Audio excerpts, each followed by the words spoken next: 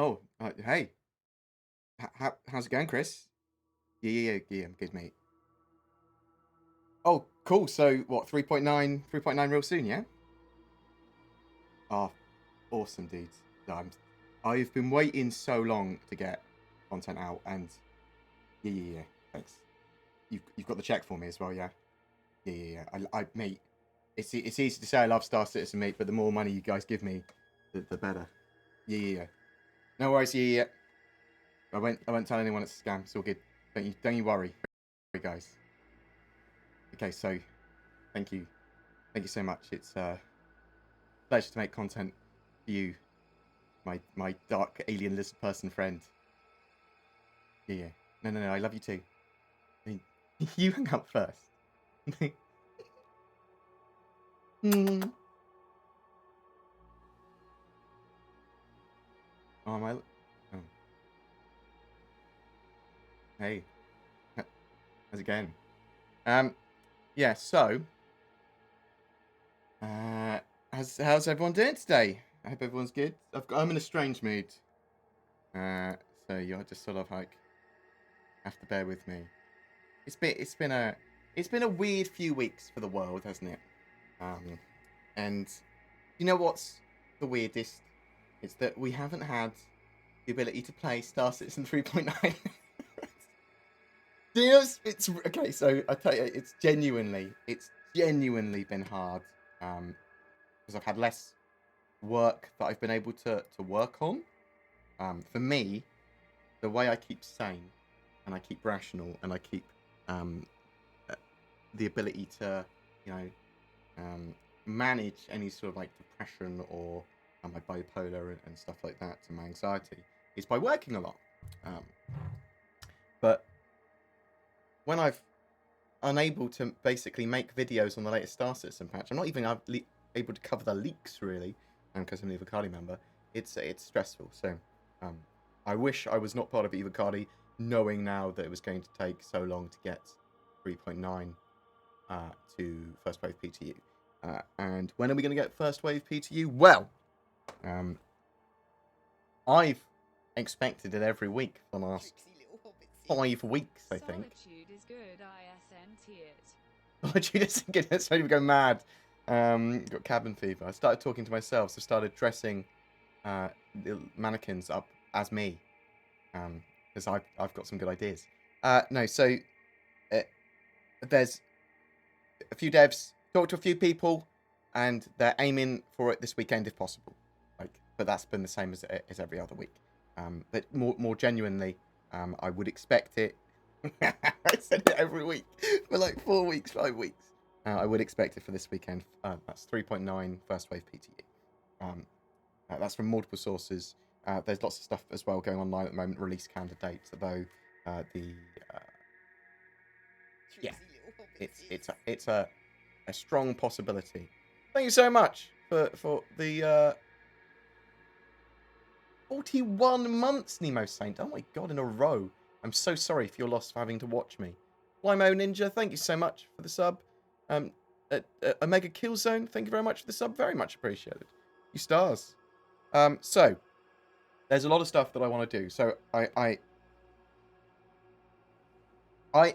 would be running out of my normal scheduled content if they don't go to live PTU by tonight, okay? Because there's so much I've got planned for 3.9 and onwards I can't do until 3.9 is gone for first wave PTU. And I haven't been planning for other content. But although there's a huge amount of other stuff I could cover for the game, I haven't planned for it at all. Like, it's not even in my notes. There's no ideas in my notes. I'd have to spend a whole planning day, really, to get stuff that's not 3.9 related now. Daddy-O, thank you very much for the Twitch subs. Twitch Prime. Twitch, wow. Twitch Prime sub. I've got a really itchy nose. I'm so sorry. I'll tell you why I've got an itchy nose. Because I've got a new razor for shaving my giant weird beluga whale, potato, egghead, whatever. Yeah. Because my dad takes my razor, thinking it's his, and puts it in like a box of his electric razors, which is now probably sky high with mine. So I'm looking after my father at the moment. He's actually doing really fucking well at the moment. Pardon my French. He's on a steroid to reduce any swelling in his brain, and he's almost back to his old self, which makes him very difficult as a human being, because that was his default mode, difficult. But thank you so much for all the kind messages. It's very much appreciated. Thank you. Thanks. And people send me money as well. You always keep me up to date. Thanks, man. Well, I mean, there's not too much to keep you up to date on today. Well, maybe there is. So, yeah, I would expect first wave PTU later today. I think that's the aim. Let's say that. I think that's fair.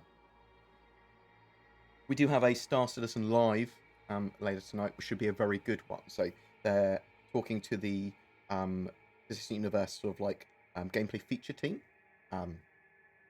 And that will have a huge amount of interesting questions. Actually, there's a thread on it, which I will link to everyone. Let's put it in there.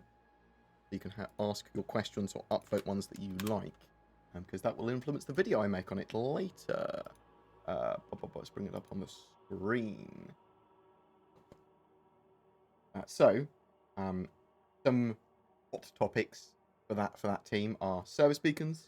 So you could ask them how the service beacon system's developing for more robust contracts, for example, because the service beacon thing is going to allow you to matchmake effectively in game and go, I want a party to do this, or I need an escort to do this, or bam, bam, bam. It's if you join in with a group or not, or you need an extra slot filled, or you need an emergency service, whether that be repair, rearm, refuel, and all that sort of stuff in the future. Service beacons are going to be one of the main ways you do that. Quantum travel and linking, so traveling around the verse in a group, general quantum traveling. You'll be able to probably talk to them a little bit about when are you planning, or are you still planning to have planets orbiting, the sun, because that's the sort of stuff they are working on. Darren Lambourne doing some amazing music for Star Citizen Light, but I typically only play Pedro Camacho music, a little tiny bit of Jefferson, but Darren Lambourne has got a much larger offering now for Star Citizen. I think this is all grabbed by Chiff Monkey. Chiff Monkey, great work. I like the Star Citizen. So having a smaller content creator community for Star Citizen has allowed it to be more focused in a lot of areas. So you have people very much focusing on areas of the game. So there's obviously people that do the leaks, but there's also people that just grab audio files and that sort of stuff like Chiff Monkey does, and gets a load of data mine stuff for that. And I think we have quite a cool community because of that. Although I do want as many Star Citizen content creators as possible, because the more you get, the more gold you find within that community. And also, it encourages competition and ideas and that sort of stuff. Why is there an alpaca/llama on my screen? What does that even denote? It denotes money. What animal was that? Was that an Albec? Was that a... Thank you very much, Nemo Saint. BoredGamer loves you and money too. That is... when did I set up these alerts? Nemo Saint, thank you so much. Feel free to chuck money at me anytime. $50 is a lot of money. Okay, so something I do want to say, and I mean, it's probably good for donations, but I do appreciate all the support on Patreon and YouTube Join and donations and all this sort of jazz. If you want to donate money to the channel to help support it, great. Doesn't need it to continue or anything. And if it's money that you could be spending on yourselves because you want something, don't send me money in those situations, please. I would prefer it. You buy a ship that you desperately wanted, or you upgrade your computer, or you have a delicious meal. So that's you can send me a picture of your delicious meal, and that will be equally as heartening for me. But don't get me wrong, I appreciate the money. I want the money, but I feel guilty about it. Oh my, what the Ursaid pugilist? Pugilist? Is that pugilist? PUP.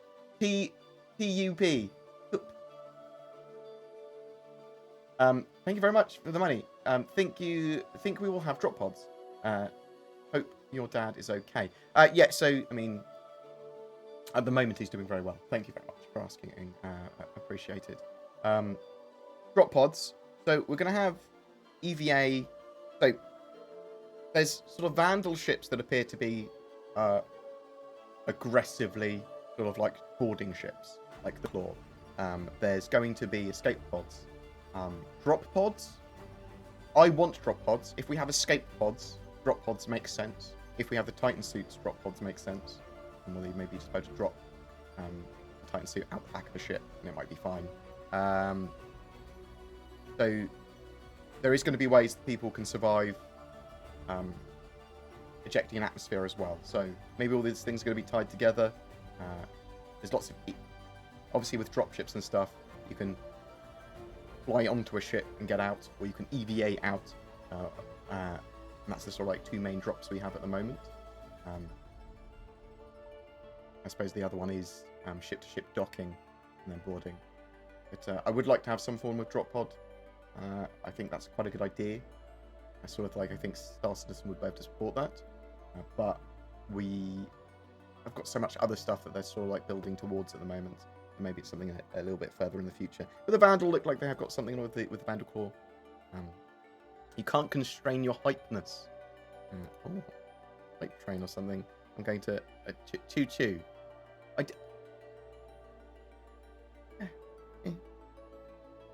I should buy Zin that 2080 Super. Should have bought it before the end of the financial year, really.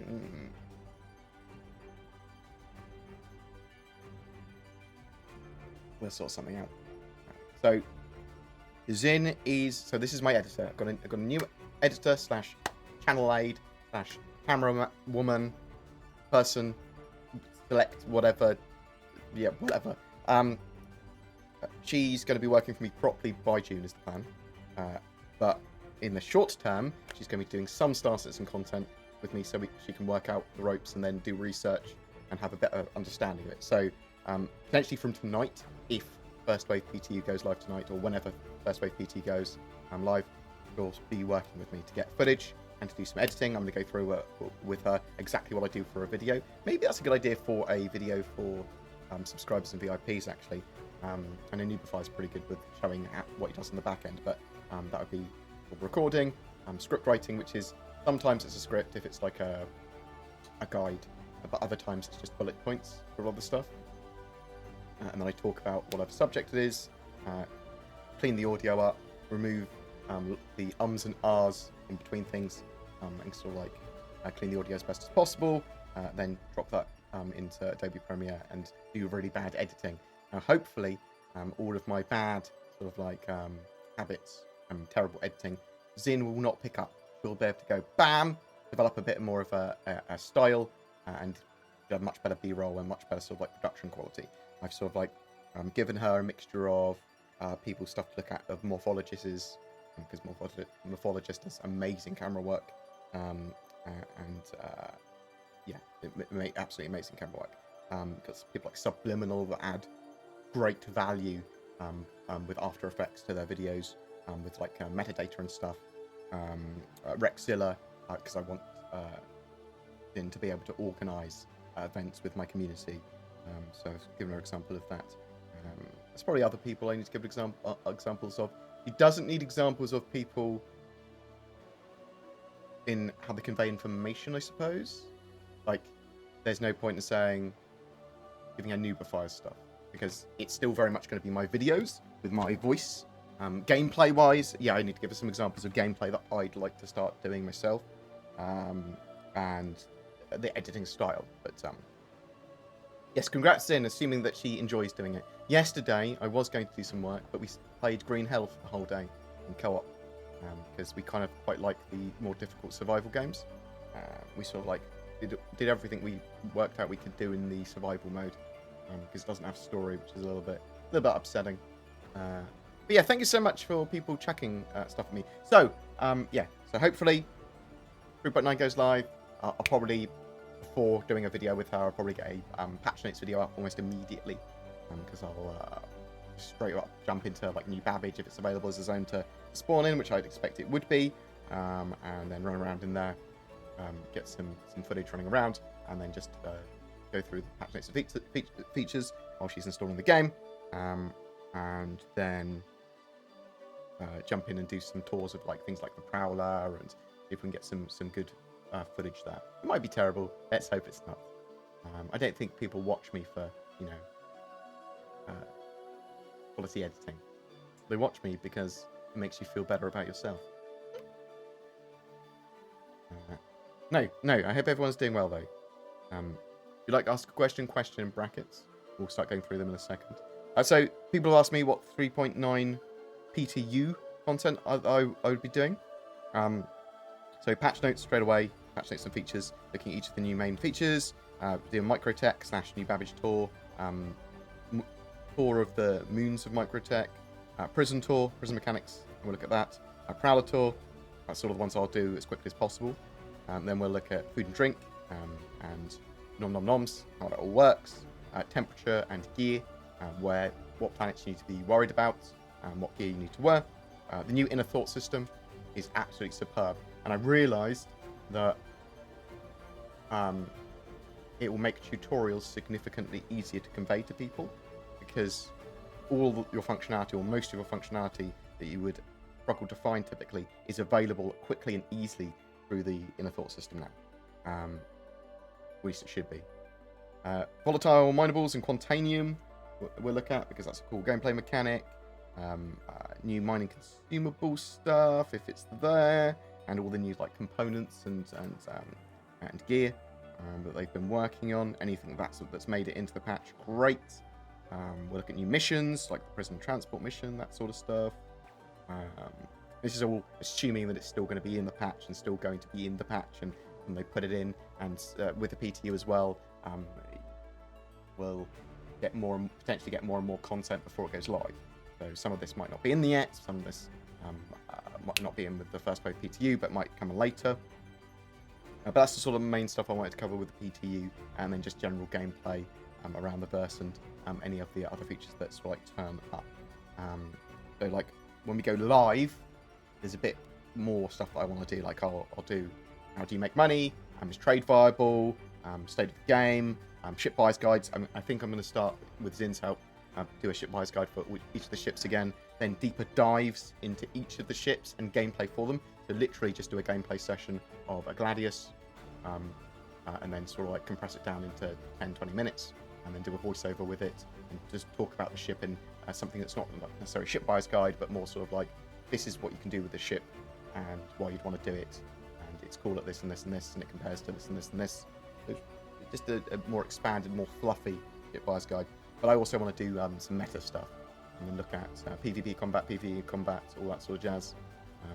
Hopefully 3.9 and the extra time they've spent on it, and I know some of the extra time they've spent on it is because of the global situation just causing general delays, but one of the other things is they were trying to fix blockers and desync and things like that. There is a genuine hope that 3.9 live will be, you know, playable and not hell, because otherwise there's not going to be anything for Zin to do, and that will be really stressful. Question. Do you expect CIG to announce something about the delay we've had re 3.9? They have talked about it a few times. In the newsletters and in the weekly stuff, they've said there's been some delay, obviously caused by the global situation. Whilst no one knows about the virus situation, when things will improve so the studio can open, it seems 3.9 has been hard for other reasons. Will they just a quarter or two? No, I don't think that 4.0 should be affected too much by the delay of 3.9. It might be affected a little bit with features being pushed back to 4.1 because of the general delays and disruption caused. But CIG aren't hugely disrupted by the coronavirus. I mean, what is it? 3 weeks disruption? What it looks like at the moment, 3-4 weeks, which isn't that awful. And CIG are able to work from home. We'll have to see if that pays off or not. So it pays off, you know, causes less disruption than them not working on the game.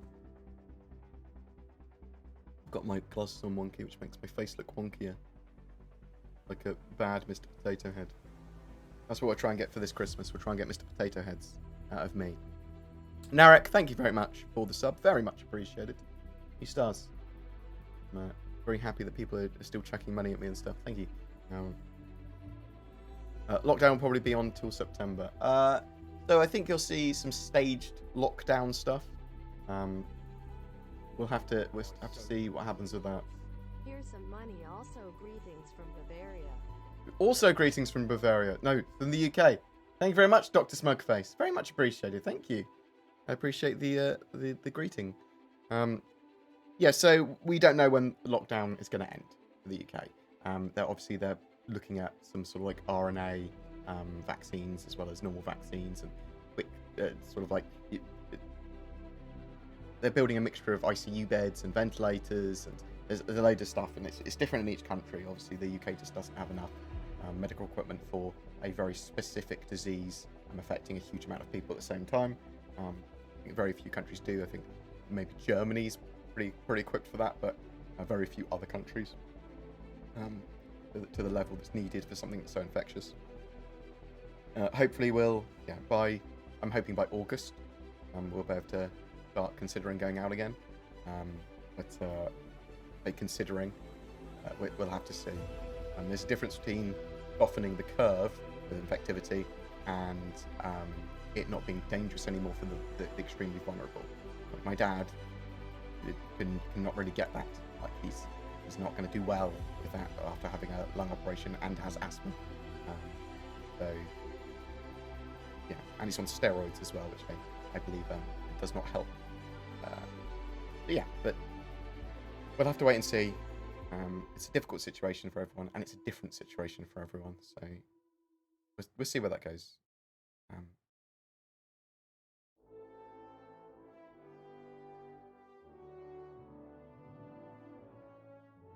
Yeah, I'd like to see a vaccine.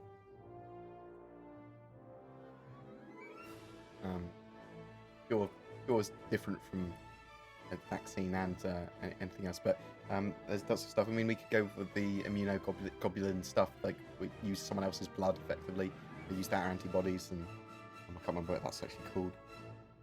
I'm sure everyone has done a bit of research into the global situation now. Everyone is a pseudoscientist, myself included, terribly bad pseudoscientist. But I hope everyone is doing well. I hope everyone stays safe, and that their loved ones and everything are doing as well as they can be. And my massive sympathies to anyone that's going through hell at the moment, or is struggling for work, or is struggling with health, or knows anyone that has unfortunately passed away. If you need to reach out, feel free to reach out to other humans if you've got the spare time. That's incredibly helpful. Just literally going, oh, I haven't heard from George in a while. I hope he's doing okay. Well, give him a call. Give George a call. Right. Oh. If you've got any question in brackets here.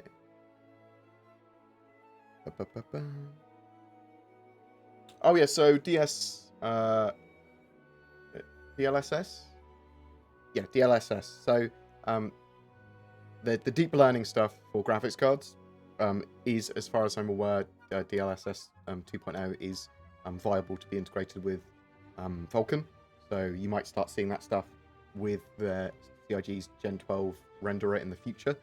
So people have been asking, are they going to have the deep learning sort of like graphics improvements and that sort of stuff? And the answer is, if it makes sense for their renderer and for their integrations, yes. If not, then no.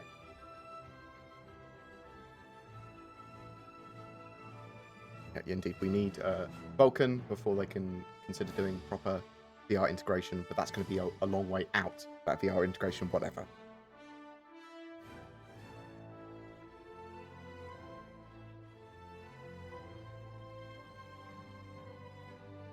What else have we got here?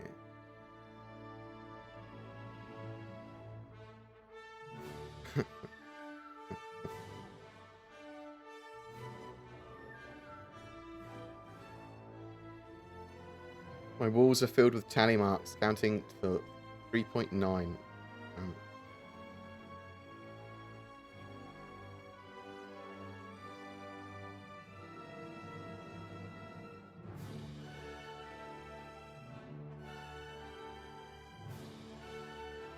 It is only bloody Friday.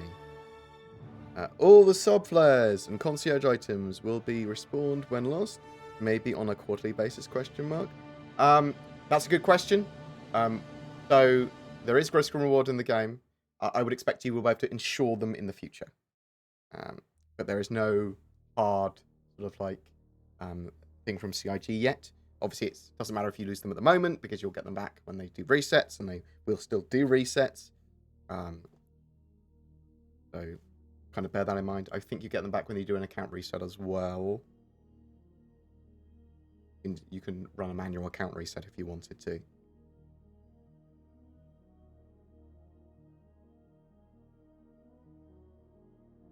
I told you for years, it's not your advantage to be an EVOCATI, so me being an EVOCATI member. You're a content creator, this is from Shaka12, not a game tester or a player that wants to see new toys, but you preferred your ego over your... Is that brain? Have you misspelt brain? Why does me being an EVOCATI give me ego? I don't think it does. Being a content creator gives me ego. Being an EVOCATI member is just frustrating. I'm not even a good EVOCATI member. I'm probably one of the least lowest effort ones. It's not an ego thing. It's I was semi-convinced into it by talking to other people, and I then made the decision, actually, that's a good idea. The reason I chose to become an EVOCATI is because I went, it's good for the channel, because I can then look at the new toys and the new stuff and work out what content to do. That means I'm better apprised to do that. Now, what that means is I can't cover EVOCATI leaks on my channel. Now, if that's only for a week at a time when there's a new EVOCATI patch, it doesn't fucking matter. This is the most stressful one because it's been 3 weeks of delay from the live build. So that's what, 5 weeks or so. So yeah, there's ups and downs of being an EVOCATI, and I sort of and ah on both. Do I think it's probably a better idea to be in the EVOCATI? At the moment, probably not. At the moment, it would have been significantly better in my interests to not be part of the EVOCATI and to create content on the leaks and stuff. I think that would annoy some of my viewers who think I have some form of integrity. Mate, I have no integrity beyond covering Star Citizen content and being a bit blunt about stuff that I do.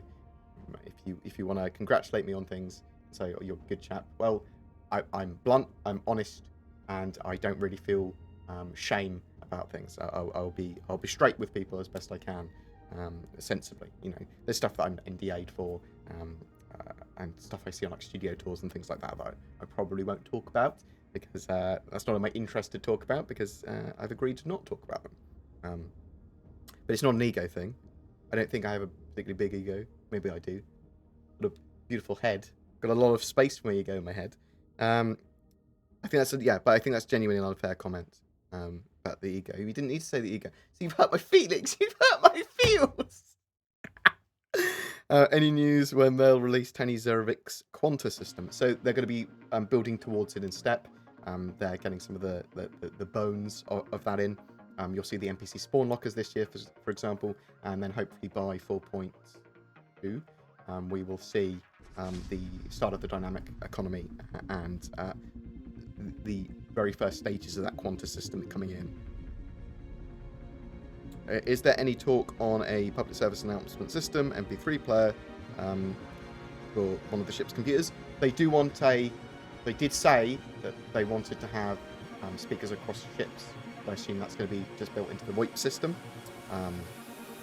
There might be announcers and things, but we'll have to wait and see. I mean, there could be emergency sirens and things as well. Small refiner, that's one of the ships they suggested at CitizenCon 2019. One of the ships they will eventually concept is a small refinery ship.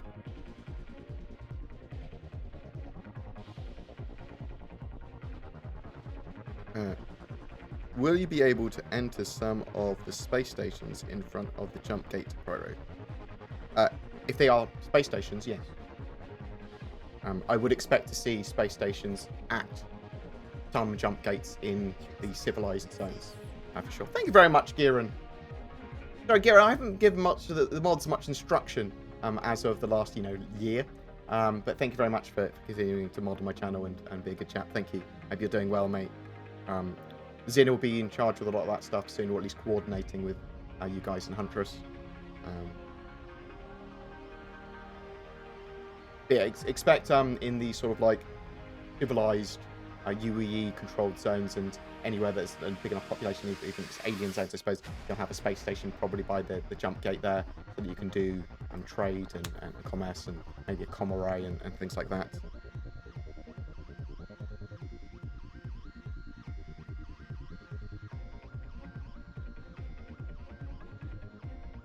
So we are currently waiting on 3.9 go to first wave PTU if it hasn't already.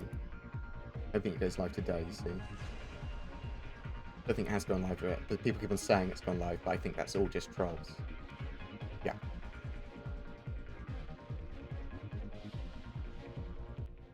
And that the volume down of New Horizons a little bit.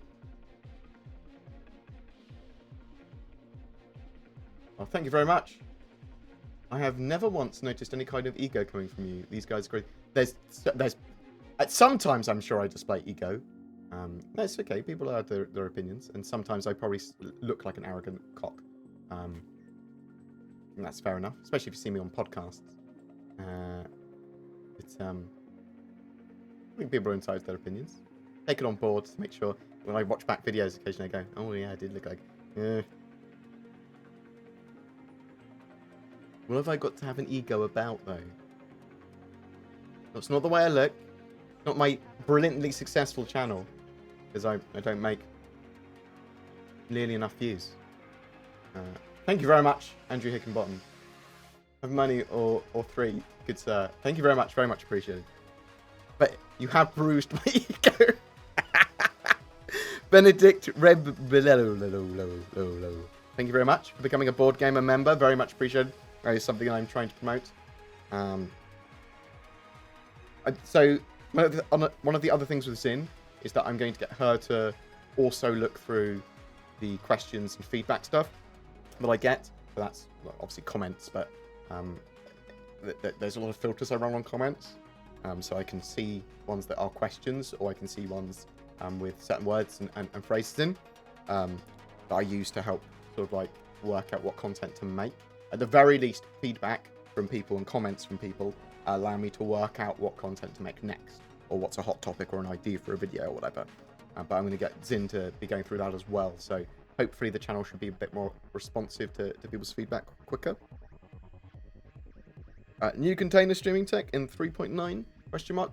You should see a slightly more dialed in, at least, server-side object container streaming, and they've been trying to work out the desync issues.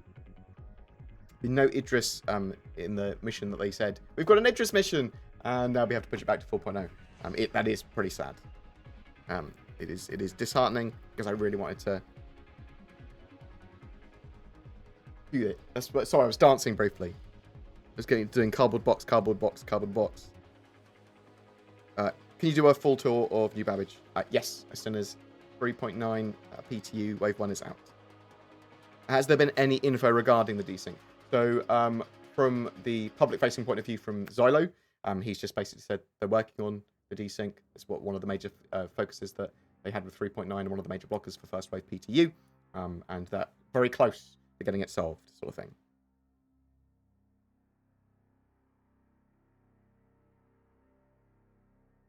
Oh, blow me a what is your name? Blow me a dud. Oh, thank you very much. I appreciate the money. Keep it up. Take care. Fatola, thank you very much. I will take care.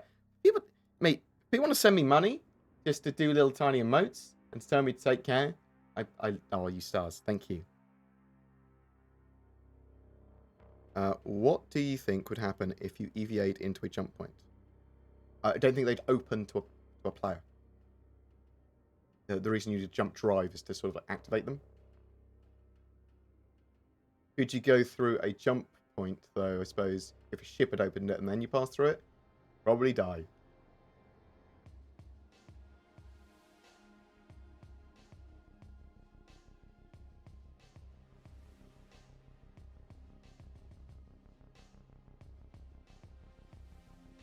Do you know if more ships will become available on the website that are flight ready but only obtainable via bundle packages? So you'll see sales for a lot of the ships and the availability for them, especially around sort of like November time. So CitizenCon, the Intergalactic Aerospace Expo stuff. They'll sell most ships in the game, if not all ships in the game, will be sold around that time. Eventually, you'll be able to get all ships in game anyway. So, if you're looking for a specific ship, they do sales throughout the year to make the ones that are artificially sort of like scarce available briefly, and then Intergalactic Aerospace Expo in November typically. So 23rd of November, I think, every year for a couple of weeks. They sell most ships. I want a tent with a sleeping pad, a log out in. I have to carry a pack like in. I have to carry in a pack like in the Macor packs. I see it greatly increasing planet FPS survival and exploration of thoughts. So they've talked about some stuff like they didn't really want to have bedrolls and tents, but I think homesteading is going to be a thing. So it'll be interesting to see what they actually decide on. Eventually, when they've got full persistence in anyway, you'll be able to log out anywhere and log back in there. I'm not sure what that will do for your character, and if that makes you vulnerable if you're like a sleeper in Rust.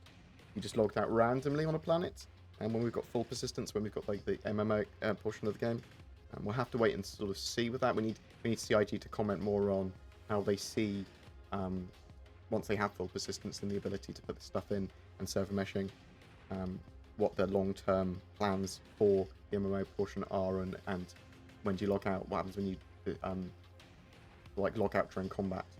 Are you just going to stay there for a while? Are you entirely vulnerable there until you log back in? Things like that.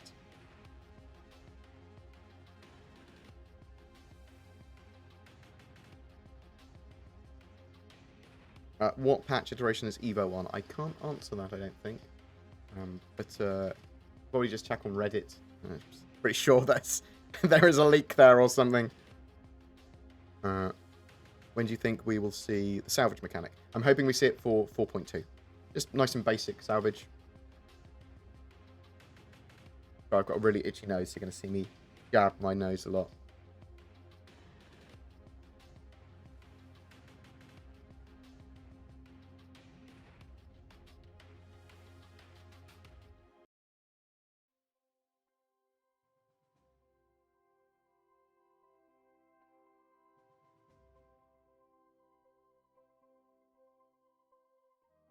Will it, in the future, not be possible to take an FPS weapon on the back with you when flying, and so all fighters without interior won't have decent FPS weapon, and with them only pistols? So, some armor and some cockpits are going to be restrictive to what you can sort of take. So we're going to have physicalized inventories eventually, so you're not going to have the ability to just swap out your rocket launcher for your rifle, which isn't actually attached to you.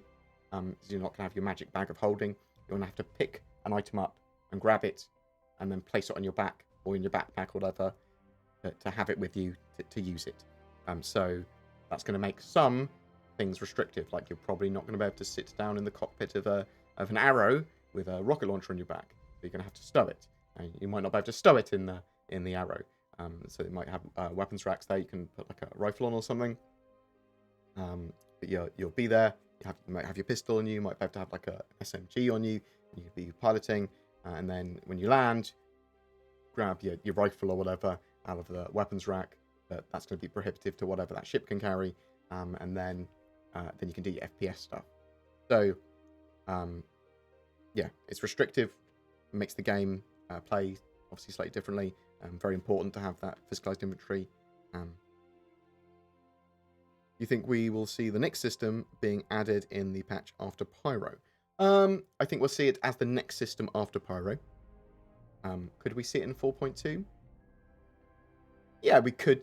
It's more likely we see it in like 4.3 at the earliest, because the patch after the first patch of the year is sort of like there's a lot of planning goes on in January. But it's possible.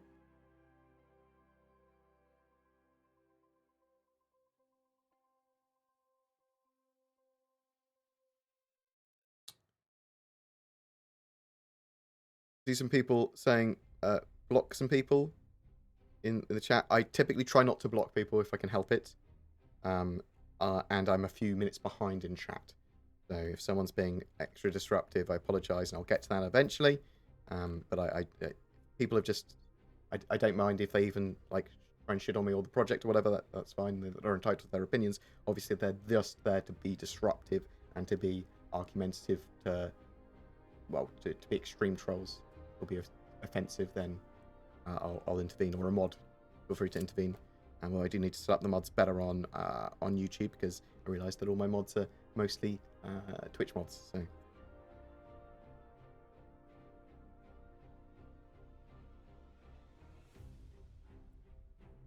what else have we got?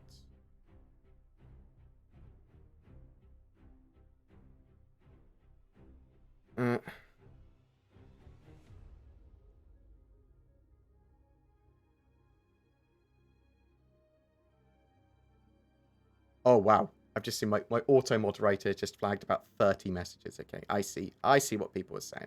Apologies. I'm sorry that I didn't get there earlier. Bored, can you please kick the law guy for constant spamming? No worries. He has been, I'm sorry. The auto mod even agreed. But you were clearly just trying to annoy people. You're more than welcome to have your opinion. You're more than welcome to share it. But do not browbeat people into believing. It's like, you have to believe me or I'm stating facts. That is not appropriate. Be civil. That is literally all I ask. So apologies for that. Will CIG add achievements to the game, much like how Steam gives pop-up achievements when you complete an action in game? So I'd actually like to see achievements like that then you can display on the forums. So like as badges in the short term.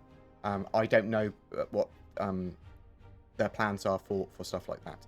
I know there's sort of like a badge and ribbons sets and stuff, and to be able to display the squadrons you were in Squadron 42 and maybe some stuff like that. So maybe you'll get ribbons and medals and things in game as you play, and you can display them as flair. Flair items are probably quite a good idea for achievements.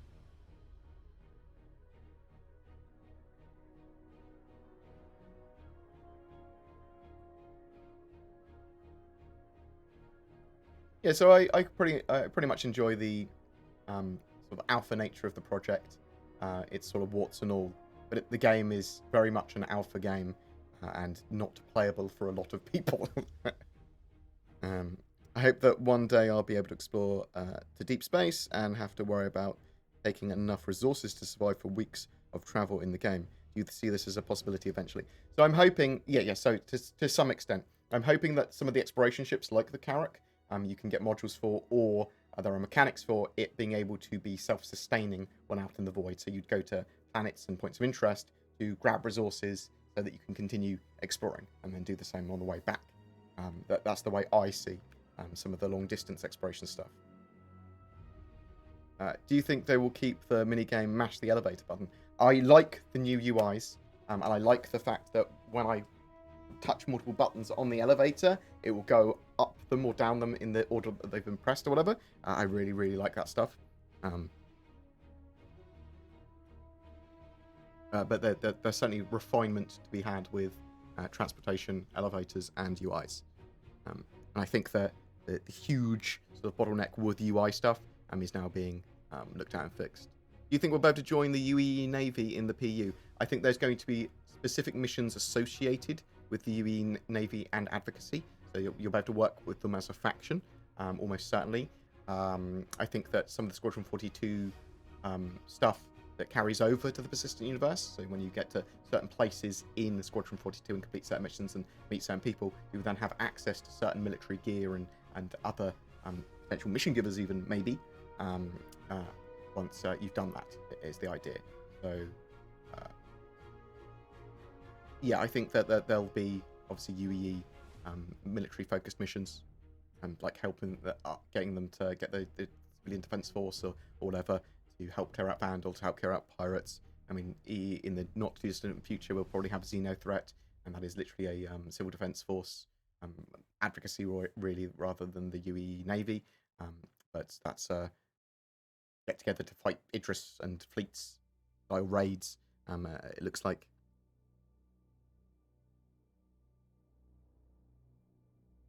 It looks like them trying to fix the desync issue is one of the major reasons that the first wave PTU was delayed. They're trying to get that sorted so that the game is as playable as possible. When is the Orion scheduled to be released? It is not currently scheduled to be released on any particular date.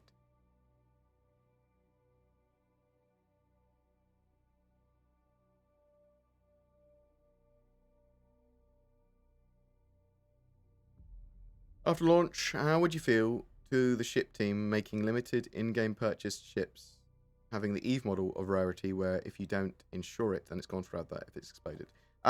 So we need to see what CIG are going to do for insurance, because I think the most likely thing for insurance for ships is that if you've ever bought a ship, it might have a level of statutory insurance as one of the routes they could go down. So you could get it back at like 70 or 80% of its cost, even if you lost it when it didn't have insurance. Lifetime insurance and normal insurance might only cover the hull of the ship as well, not any changes that you've made to it. So, you know, the components and the weapon systems, and not the cargo, or the flare, or the internals, or the customization of like painting it or whatever. So that stuff might be insurable separately, and I would hope it would be. And then you'd be paying a bit more, a good amount more for insurance. Because I think that in a lot of situations, the components for a ship and the gear you've bought for it are going to be significantly more expensive than the hull of the ship, especially with like capital ships and stuff. Going to all A class, the best A class military gear, and for everything on a capital ship. I mean, yeah, you're going to be talking hundreds and hundreds of hours just to get the equipment for it at the top tier. After... Oh, so that wasn't really the question. Well, that was some of the question. I'm fine with CIG still selling ships after launch, in the same way that I'm okay with them selling, as they've said from the start, the in-game currency. I probably wouldn't want them to sell anything more than concept ships, and then you only get them at the earliest possible stage, but then they're put in the game at least within a couple of weeks after going live. So I don't mind a tiny amount of exclusivity for those people that buy those ships. But I do want them available in game. You can't use these ships unless you buy them. That's insane. And the other thing is, like, I'm okay with them selling starter packages. I don't want all ships available for money all the time.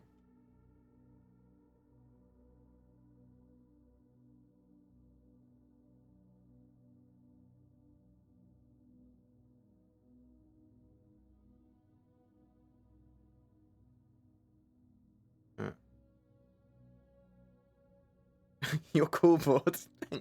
Thanks, man. Mate, I do look a bit like the Don from Final Fantasy VII Remake, don't I? Except I can't pull off the hair. I'm the same with women. Oof. What a thing to say.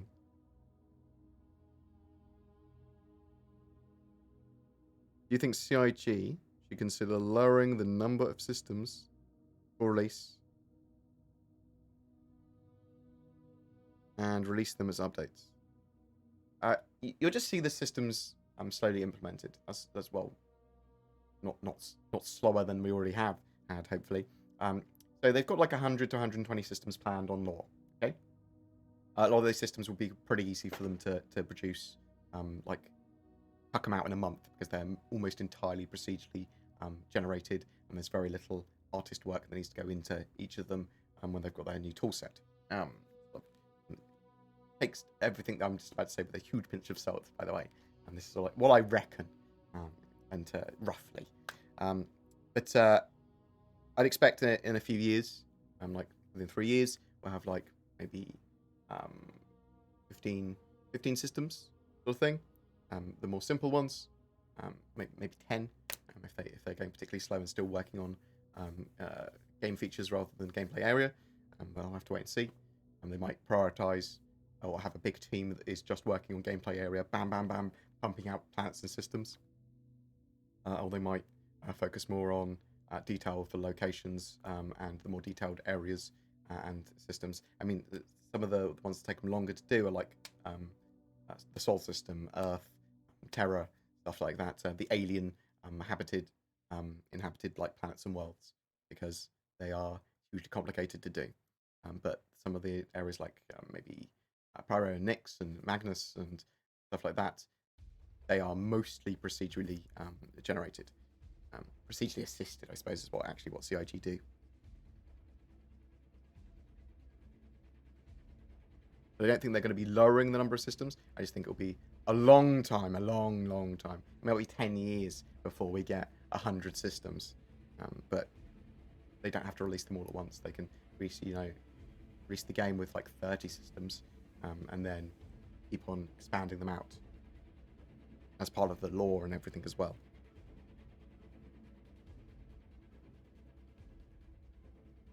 Hey board, greetings from Germany. Hope you're doing fine. Question: what is the next ship we know of that you are personally looking forward to, and why? Mercury Star Runner is pretty high up on that list. Coming with 4.1. Very excited about that. Looks great. We know that there's the Cutlass Blue, which is my favourite Cutlass on paper. We're not sure when that's coming in, but I would expect it for 4.0 at the moment. There's an Origin new concept for straight flyable ship that they've teased, but we don't know what it is.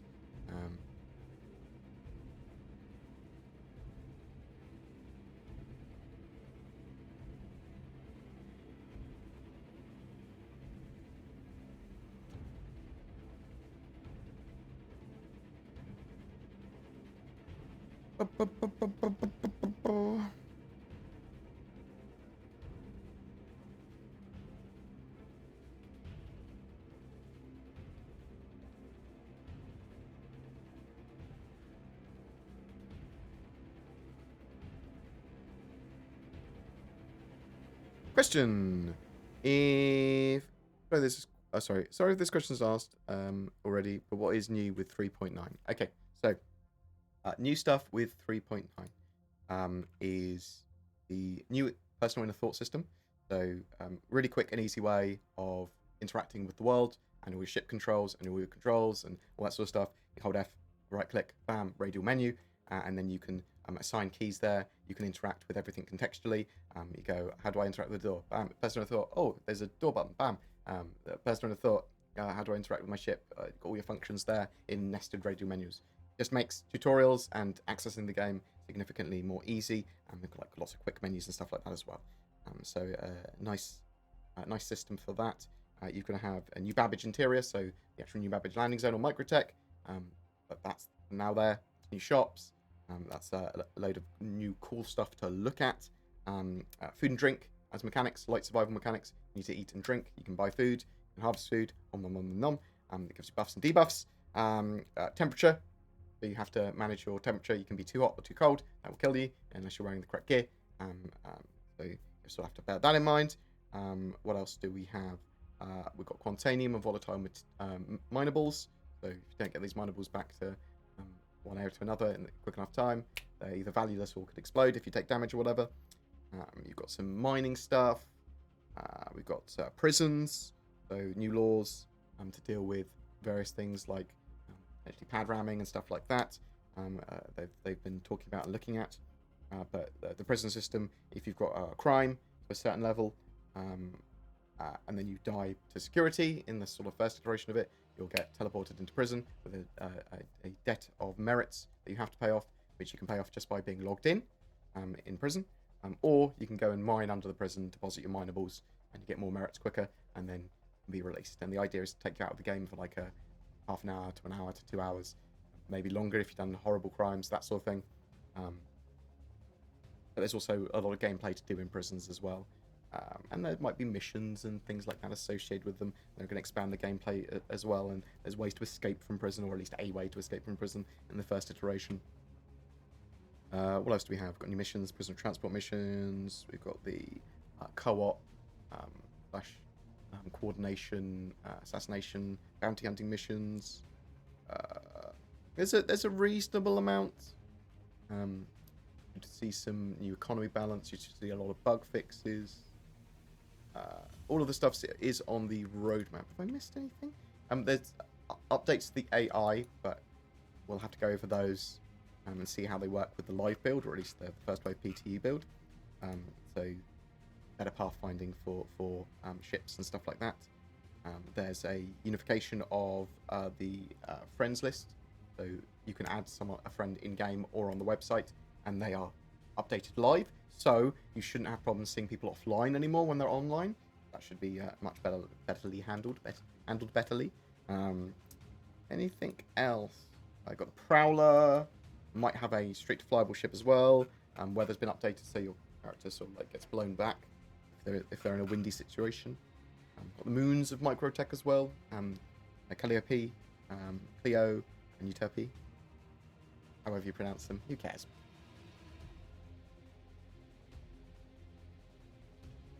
Will we see 3.9 today? I'm expecting 3.9 Wave 1 PTU today. I have said that for 4 weeks, maybe 5 weeks, maybe a lot, maybe many weeks.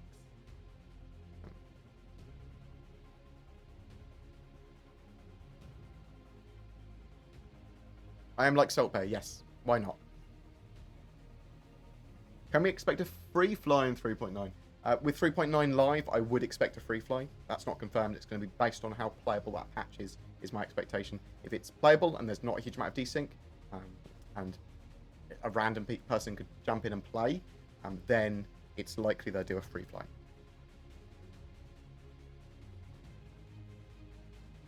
What else have we got here? Your guess is a surprise flight-ready ship on 3.9 release? Yes, or vehicle. It's just because we've only got the Prowler, which was a 3.8 release originally. The Prowler, they wanted to have it there, and they pushed it back. So it doesn't make sense for 3.9 to just have the Prowler. I mean, it's possible. And there could have been delays with anything they did have planned anyway. They might be pushed back to 4.0, whatever they had planned, if there was anything planned. But I would still hope we would see a straight to flyable or drivable something with 3.9. Oh no, I've just jumped past all my questions. Sorry.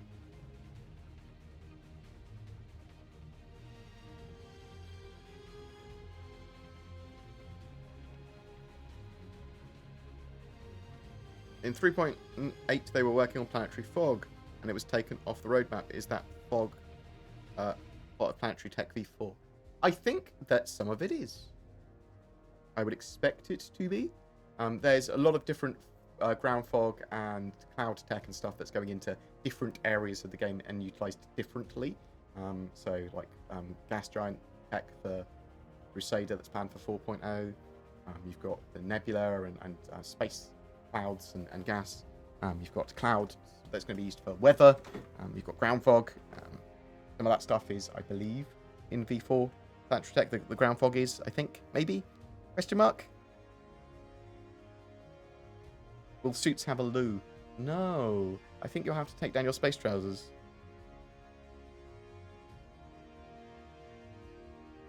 I think maybe Magnus in 4.3, maybe.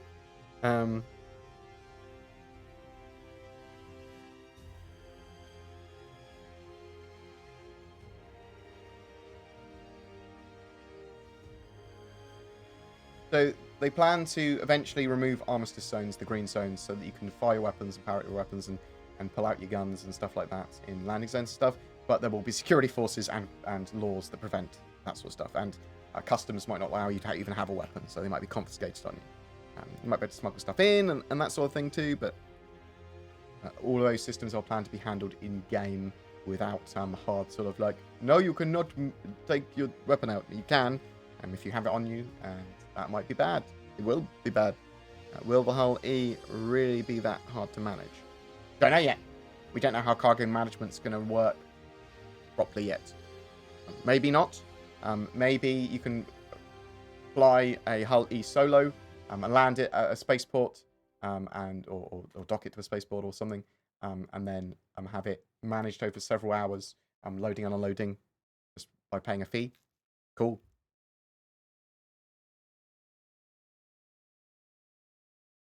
How'd you get your head so beautiful and shiny? So I've got some head wax. Maybe they'll sponsor me. Why do you think they've not added 4.2 to the roadmap? So I think they only have a very basic idea of what features will be completed in time for 4.2 at the moment. They still have a load of stuff they're working on, and they haven't asked the teams what is viable to be completed for 4.2 yet, and they probably won't for a while. And the reason for that is that the team that's going to be working on 4.2 is currently working on 4.0, and they need to, before we get 4.1 properly updated on the map, we need 3.9 to be going out live. Although the team that's working on 3.9 should have actually, most of them or a large amount of them should be working on 4.0 now. Not everyone needs to be bug fixing. It can be a very specific team.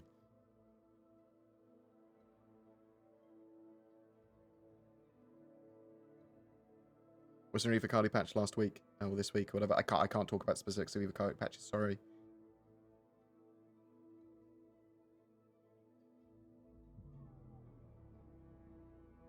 Thanks for your info on Star Citizen. You're my first stop for info on the game. My question is, what are you most excited for? Mine is the feeling of freedom that the game will give you. So I'm looking forward to sort of like social and social competition.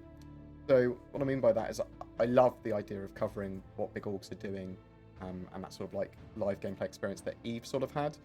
But Star Citizen can offer so much more beyond that for so many more people, and that economy gameplay and being able to cover that and being able to sort of like compete with other orgs in areas, and then have a bit of sort of like bounce and stuff as well. Very, very much looking forward to the game all coming together. What are your thoughts on the roadmap card for PvP Bounty Hunter debacle? So for people that don't know, let me show you what he means is. So there's this card on the roadmap, which is bounty mission NPC improvements, which Pod Pappy didn't know anything about when he was questioned about it. It's like, I don't know actually what that is. Originally we thought that would allow you to put bounties on players' heads or whatever. Now it's sort of like generally expected that the NPC or no, isn't that one? Maybe it's not that one. The PvP bounties. Sorry, apologies. Additions to the game that allow you to hunt other players with bounties on their heads. So, originally that was supposed to be like you can put bounties on other players' heads. We thought, didn't know, and then we were like, well, maybe it's just additional PvP bounty mission stuff and tweaks to that.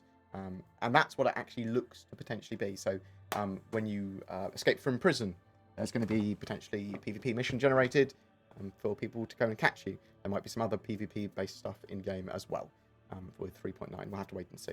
But it was strange that Todd Babby didn't know anything about it, and it hasn't been updated to be a bit more descriptive yet.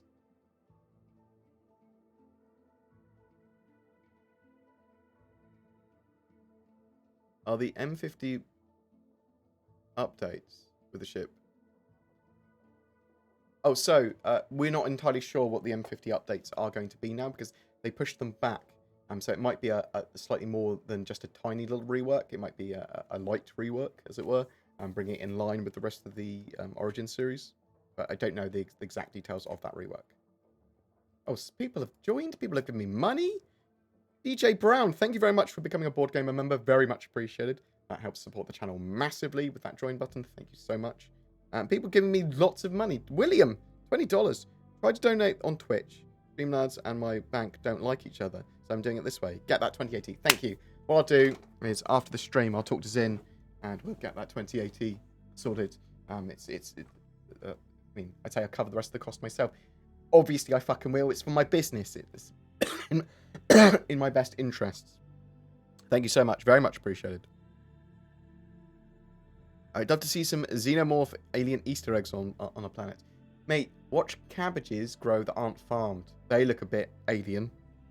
But yeah, expect influences from all sci-fi tropes in Star Citizen at some point for missions and that sort of stuff. You want a creepy xenomorph? Is something stalking me on a ship? There's probably going to be a mission like that in the future. First, thanks for all the info on Star Citizen. Oh, we talked about that already. Thank you. I appreciate the love. Hi, Board. Do we know what version Squad 42 is? And they had to rewrite for Lumberyard? So as far as I'm aware, the move to Lumberyard was pretty easy for them to do. As in, it was just a tools move more than anything else. Their engine was pretty custom anyway. So the real overhaul of the game was sort of like at the end of 2015 anyway. To sort of bear that in mind. But we're not 100% sure. Well, Star Citizen and Squadron 42 are very much using their own custom versions of the Lumberyard engine.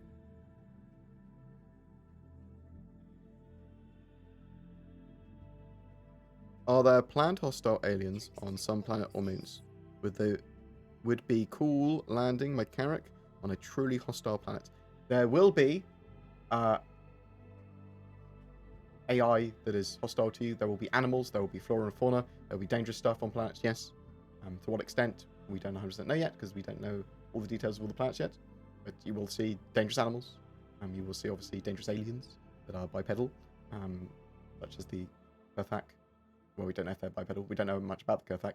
That was a bad choice of alien race. The Banu, the Tavaran. Tavaran is sort of like assimilated by the UEE, though. You might see Tavaran on potentially even serving on UE ships, I suppose. The Banu, Vandal are the main enemies of the humans, as far as we're aware, at least in Squadron 42. Speaking of story, do you think they'll include romance of characters? No, I do not think they will. You're in the military, and I think Squadron 42 is over a very short period of time. Might be a bit of flirtation, potentially.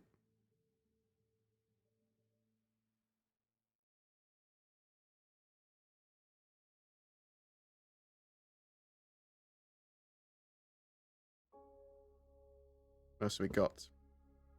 Any updates on proper VR support? Not really. You're not going to get proper updates on VR for a while, in my opinion. So once they've got Vulkan integration sorted, then they can take a bit more of a light look at VR. So like going, yeah, we can do VR in the future. We need to do this and this and this. It was a couple of years away before we consider implementation sort of thing. That's my expectation there. But Vulkan integration is the first step. Vulkan should be integrated this year. But CIG are going to implement Vulkan, so they've got Vulkan and DirectX 11 support, and then phase that out so it's just Vulkan support. Do planets and other celestial bodies have orbits or paths? They are planned. At the moment, they are static, but they are planning to have orbital paths. They are planning to orbit.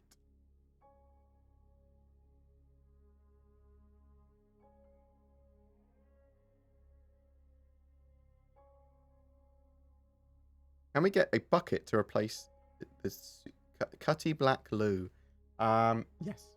I will allow for pop-up flare toilets. Just Jeff. Sorry I didn't see your message earlier. Or maybe I did and read it. I don't know. Thank you so much. Very much appreciated.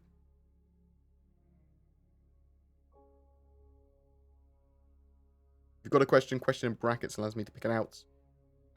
If it's not question in brackets or topic in brackets, then typically I could just brush over it because I assume you're talking to someone else. Do you think a large reason for most problems lately is because they have reached the limit for assets in the game that they alluded to in 3.7?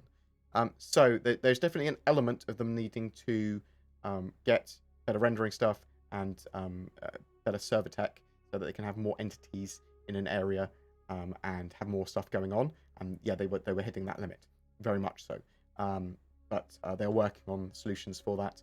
Server meshing, in the slightly more medium term, but in the shorter term, getting server-side object container streaming tweaked, getting the iCache in, the item cache, getting full persistence in, that all helps massively. I did thank El Quedro for subbing, didn't I? I hope I did. Thank you very much.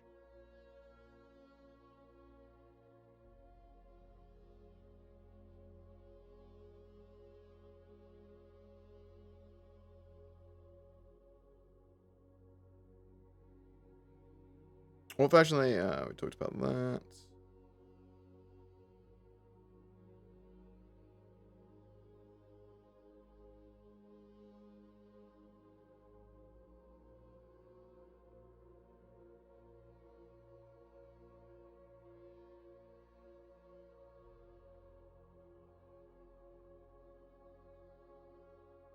Bear with me 1 second. Where are we? Where are we? Do you think 3.9.0 or any iterations afterwards in the 3.9 branch will have anything unexpected? 3.9 might have a straight-to-fireball ship, and sometimes they put additional missions and other little Easter eggs and things in.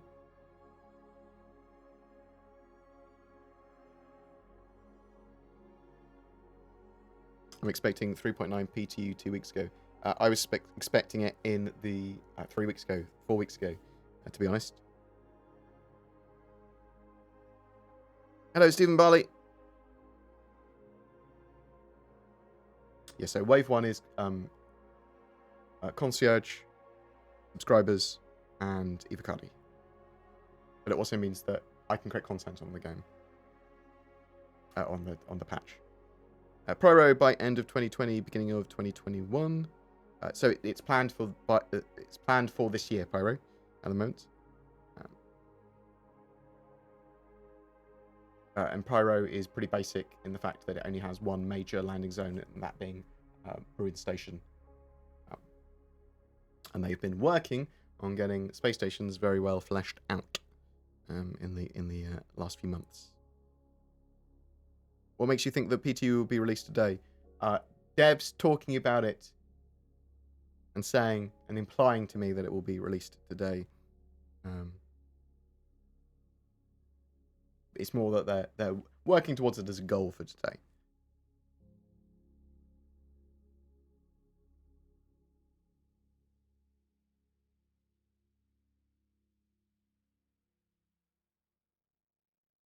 And there was a load of chatter as well in chat saying, we think we've got a release candidate. But that was just from randoms, potentially playing EVOCATI or whatever. But that was just sort of like, I reckon. But I reckon as well. I've reckoned for, 4 weeks. But what's an extra day?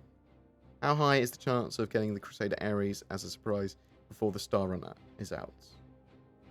I think it's unlikely. I know there's sort of like, some people have rumored that that's going to be a thing, and I think it's an interesting conspiracy theory. But I do think that the Ares is actually quite a simple ship to get out. But I don't know why they wouldn't put it on the roadmap if it was going to be ready before the Star Runner. Do you know what I mean? You think they'll make us having to find jump points to get new systems to explore in the future when they've already released a bunch of systems? And the game's released. I think there will be systems that you can find via new wormholes and that sort of stuff. I think that the systems that are connected to each other through jump points, you won't have to find those jump points. When they're accessible, they'll be accessible. You know what I mean? A ninja headband might suit you, but then I'd have to go to Mixer as a platform.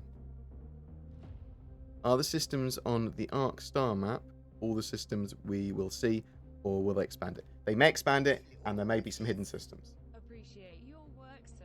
Hope you are well. Finger guns from Texas. Pew, pew, pew. Thank you very much, Steel Stark. Thank you very much. You star. Are you legend? People, lots and lots and lots of people subbing today. It must be sub day.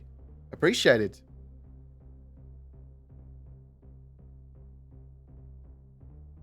Do you personally enjoy being EVOCATI? Not particularly. I think some people love it. Most people are significantly better at being EVOCATI than me. I think I'm more of an honorary EVOCATI. EVOCATI is incredibly important for the game. I don't personally enjoy being part of EVOCATI. I don't think a lot of people necessarily enjoy being EVOCATI. They just want to be part of EVOCATI. Hospitality industry sort of thing. Like they want to do it because they know it's for a great purpose.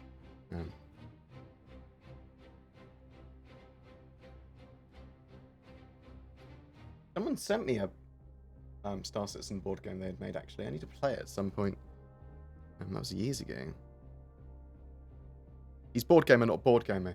Yes, but the channel was originally going to do board games as well, which is one of the reasons I chose the name.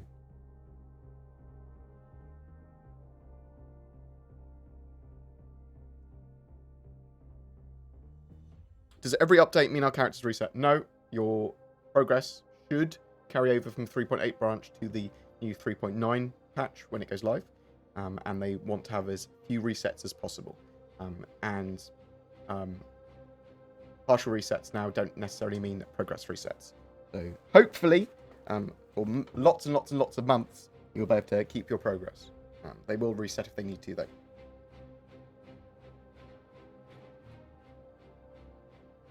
Yeah, the desync stuff needed to be fixed with 3.9, so hopefully that will carry over to the first wave PTU / live build. Will translate over to them, I suppose I should say.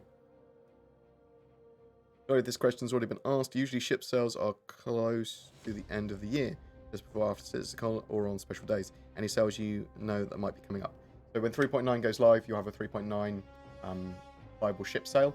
So if there's anything new beyond the Prowler, you have the Prowler on sale. Anything new, you've got surprise ships, and potentially you might see some other ships on sale as well at the same time that are already flyable.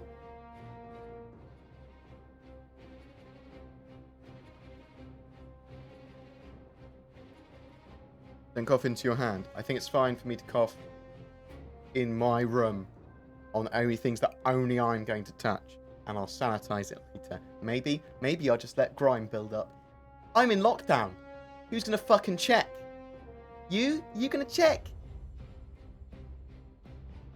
I know I'm dancing. Went a bit mad. Sorry there. The problem is, okay, yeah, about coughing into your elbow is it looks like you're dabbing. No one wants someone dabbing, okay?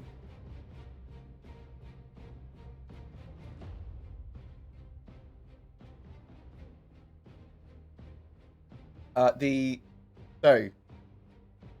green bar there is for donations. So I like having goals for the donations, or at least people know where their donation's going to at the moment. So it's basically just the focus for donations at the moment. This is where donation money is going to. So I wanted to get an upgraded graphics card, for example, for my editor zip.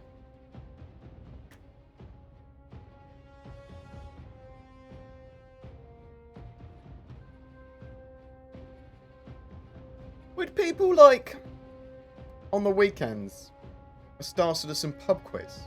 Get teams. Could do like a little podcast thing.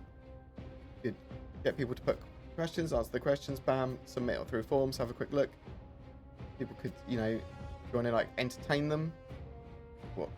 Whatever I do is entertaining. And then we could give a prize to the winning team. And how to do it so that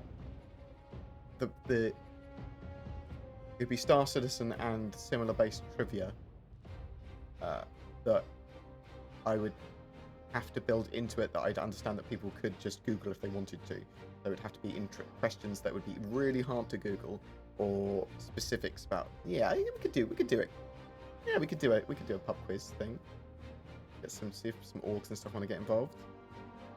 I was part of the I-Series pub quiz that I did online the other week, last week. And that was really, really good fun. Will we have planets with truly large landscapes, like tall mountains and floating rocks? Maybe not floating rocks, but maybe floating rocks if they're magnetic. There'll be a reason that they're floating, if so. You will see amazingly beautiful vistas and huge scenics and stuff, yes. 100% what they want to do.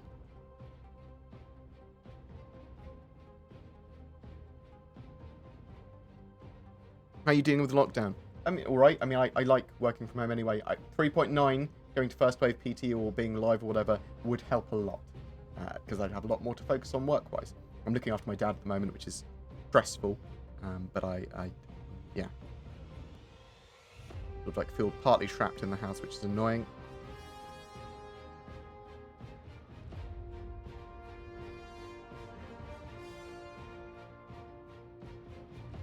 What else have we got here? Do you think there will be a new ship for 3.9? We've got the Prowler, and I do think there's going to be a new ship or vehicle straight to flyable, yes. But I don't know that for sure. If you could add one pointless feature to the game, what would it be? It has to be stupid, but not random.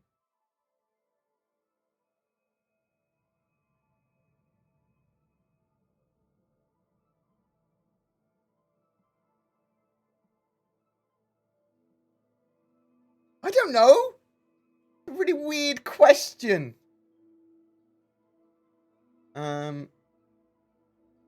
Okay. I'd add a scoreboard for most deaths for a player. It just came up. You'd have it on the little scrolly boys near like you have on the trains telling you where the next stop is. You'd have it above the clinics. You'd have like most active patient. You'd have their name and how many times they've died. Perfect. Done. That's a stupid feature. I'd like to see more stuff in game that's sort of like meta but also diegetic. So that would encourage players to play more to get certain achievements effectively.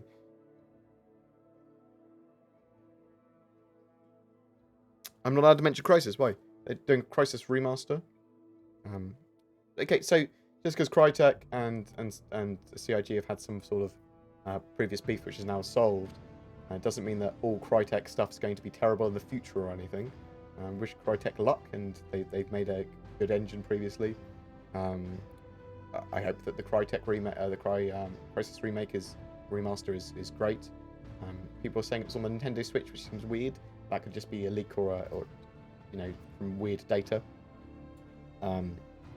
So yeah, good luck to them. Hunt Showdown is not an awful game. Quite interesting.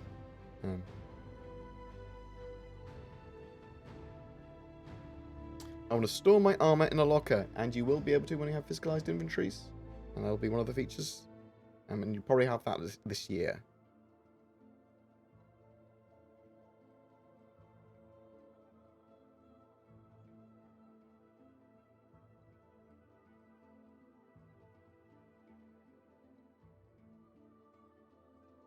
Do you think there should be means of travel between quantum travel and jump points, allowing your ship to reach FTL speeds, realistically access places that don't have a jump point? You'll see wormholes and other ways of traveling probably in game. To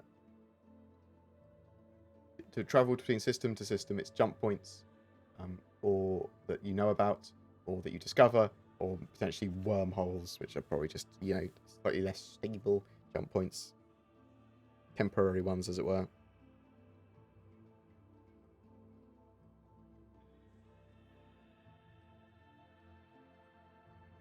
Topic J Gamer, I can't talk about the specifics of EVOCATI patches,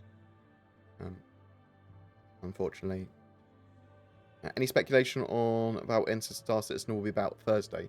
It'll probably be about getting 3.9 out, and then some little teasers of some stuff they're working on for 4.0, and then get a bit more into the meat and potatoes of it the week after. It's a statement. I tricked you. I hope you and your family are doing the best they can during these times, and you and your dad are always in my thoughts. Thank you very much, Cat Christ. Very much appreciated. That's very kind.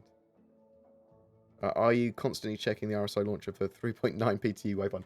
No, I'm checking the announcements thing and Reddit. The Spectrum announcements and Reddit. What will come first? Star Citizen full release or Mankind building a moon base? I mean, I hope Star Citizen's full release. Actually, I hope Mankind building a moon base, and that will be done very soon. Or then I suppose I hope that Star Citizen's released very soon.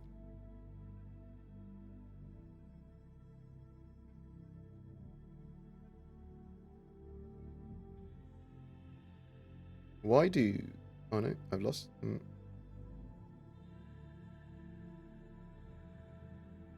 Why do so many ships have blocked grayed out components and weapons, such as the Valkyrie shields?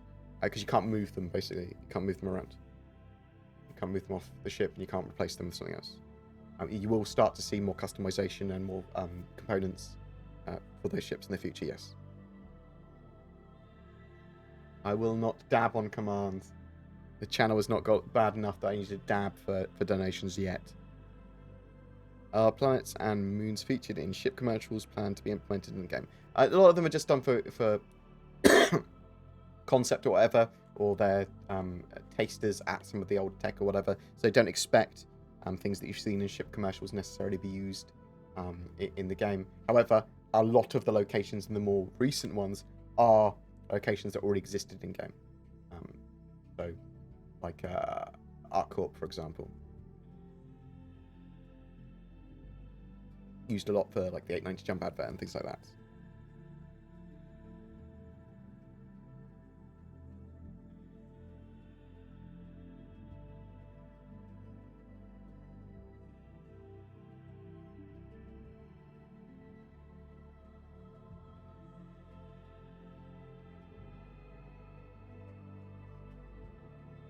Do you think CIG will have unexplored areas in-game that no one knows about except the one who made them until it's explored by player? Yes. But that's true of any Easter egg, isn't it?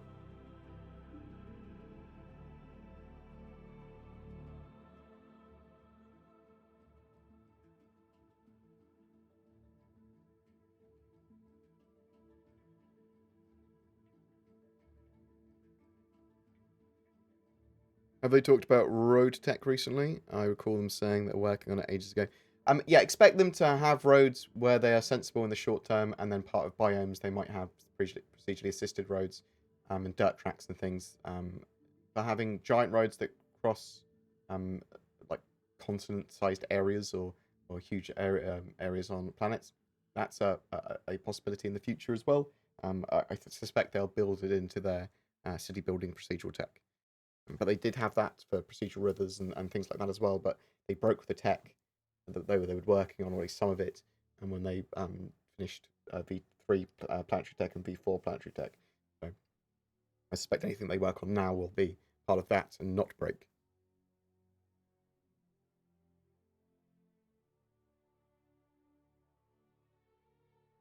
I've toned down my audios a little bit. You say lately, because my microphone was occasionally peaking. I can do that. If that helps. Do you think there will be any reason to explore deep space outside of a given system? Yes.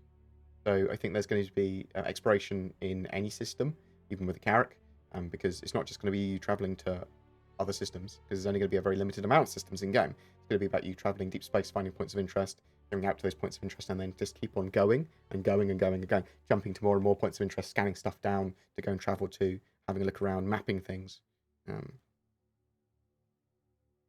That's my expectation of exploration. You would be able to explore even in the Stanton system. Just, go to the edge of the system and then go. Keep on going. Find more points of interest and jump to them. K4G Subix. Thank you very much for becoming a BoredGamer member. Very much appreciated. If people want to become BoredGamer members, that helps support the channel a lot. It's like Patreon, but with YouTube. And it's on the button down below that says join. Thank you very much. Very much appreciated. What about the Hull C? Hull C, they needed to finish off the morphing physics grids. And in 4.1, we're going to have docking, which is the other thing that they needed, as far as we are aware. So potentially we could have it in 4.1 if the morphing physics grid stuff's fixed, working.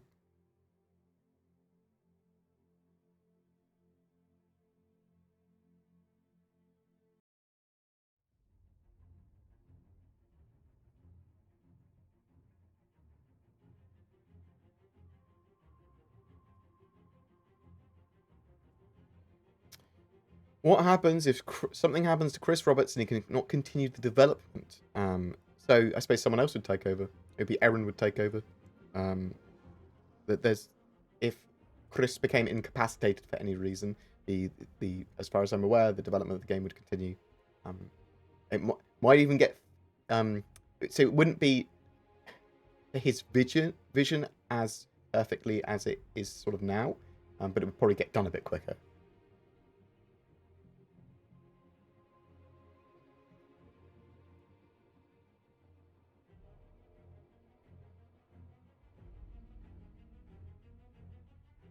Do you think Chris Roberts and Elon Musk are secretly the same person? No. Chris Musk would not crowdfund such a game as Star Citizen. He'd pay for it himself and give it to everyone for free.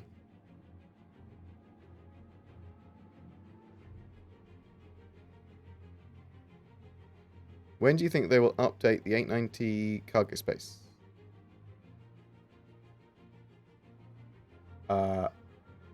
I mean, they tweak that sort of stuff from patch to patch. We might see that in 3.9.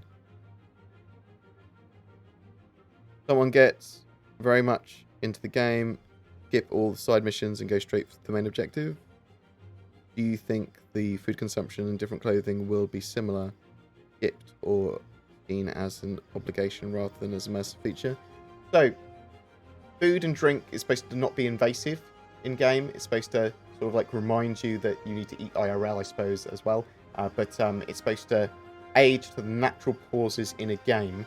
So the sort of like gameplay loop is lock up at a station, well, eat, lock up at a station, get ready for a mission, choose a mission, go on a mission, bam, do your mission stuff, stay out for a while, whatever. If it's like doing long-term exploration, whatever, you'll probably have to harvest and eat on the fly. But then when you're done doing your mission or set of missions, whatever, you go back to the station to rearm, repair, and refuel, and eat again.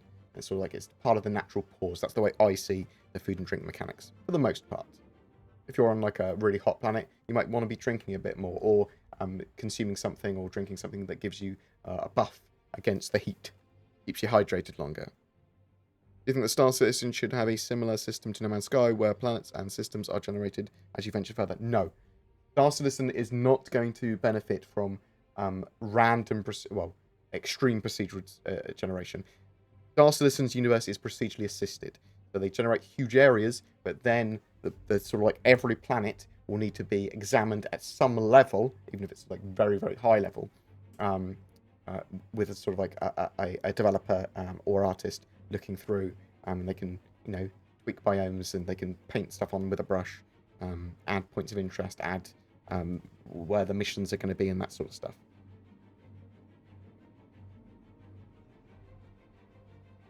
How is the overall performance in the latest EVO? I can't talk on that. I'm hoping that we get, and I think it's very likely from what I've heard now, people saying like release candidates, it's all over Reddit, it was earlier, and all over my community, and a couple of devs have said that they are trying to get it out for this weekend if possible. But I mean that's been true of every week for the first wave PTU. So I just want a fleet of Orions and Hull E's, making me passive at UBC. I mean, it's passive but vulnerable UEC, so there's going to be maintenance costs. You're still going to need to work out the trade routes, and yeah, you could get those Orions as long as they're piloted by another human or whatever. You'll probably make some money out of them, but it's not incredibly passive. It requires you operating it as a business. At least in the way I see it. We saw a bit of cloth-like helmet in Microtech clothing clip. Will this finally allow entering space without under armor with clothing? I'm a little bit confused by that, Catnip, but I do believe they want to make undersuits and clothing totally separate things.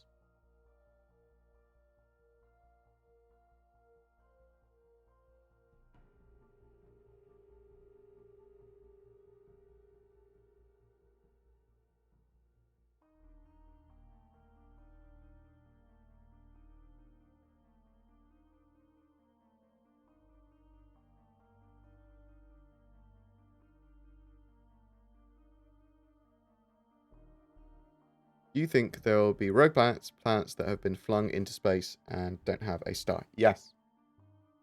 I think that already are in the star map.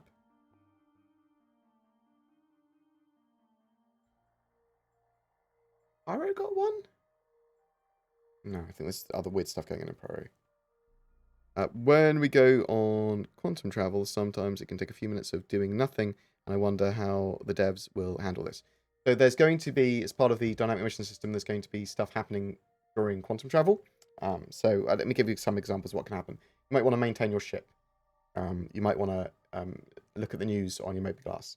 So you might want to do manage your systems. But you also might get pulled out of quantum because you've been interdicted, or there might be distress signals that you see, or there might be points of interest that you detect. And that sort of stuff as well. So there's going to be a lot going on that you can interact with while you're flying around.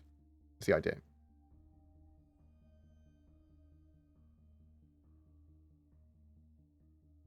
How much of the already made assets of Squadron 42 are ready to port directly to Star Citizen? large portions of them, but I don't know to what extent how I could quantify that. Most of the stuff they work on for Squadron 42 / the Persistent Universe is usable in both. Obviously, the cinematics and the individual like models for the actors and stuff isn't necessarily, but all of the core tech is.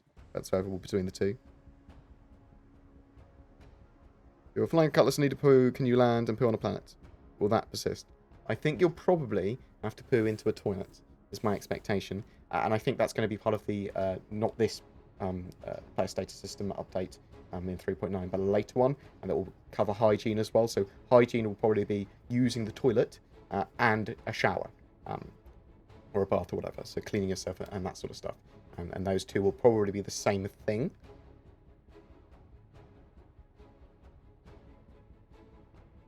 Probably the same thing with the toilet having a cooldown to be able to be used, would be my expectation.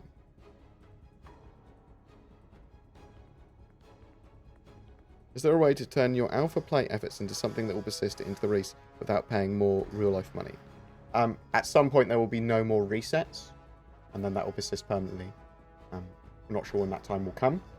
It could be in alpha, that could be in beta. I would expect it more likely to be in beta, or they'll do one final reset before the game goes live. But your general getting skilled and understanding the game, though, is going to be helpful to you when the game is released. Thanks for your enjoyable content. Thank you for the enjoyable content. I'll learn to read the messages. Timothy J. Moulton, thank you so much, sir. Very much appreciated for the money. You legend. Thank you, thank you, thank you. Lots of lots of donations and subs today. Thank you.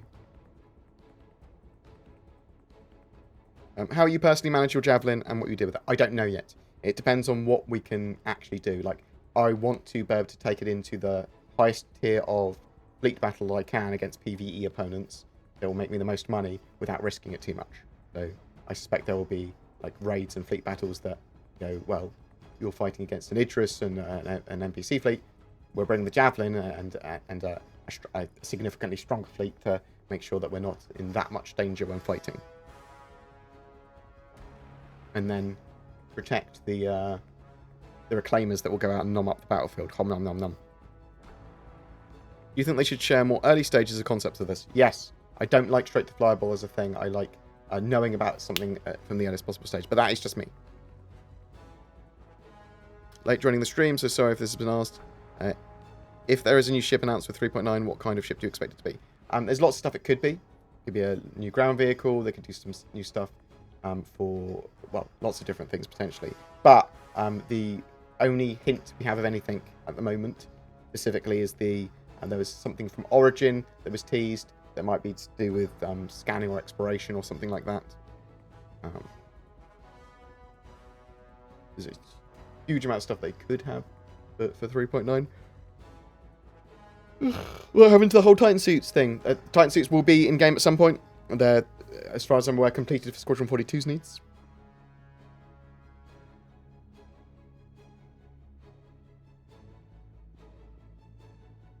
Are they going to rework the Aquila? It's always dark inside. Yeah, we'll get lighting updates and things like that. I'd expect that. All ships will get some little tiny updates when it comes to materials, lighting, and interaction and stuff like that. It's possible that the Constellation series as well may be getting a slightly larger rework with the time that's taken the Taurus to come out. Can you turn your volume up a bit, please? Yes, I can. Sorry.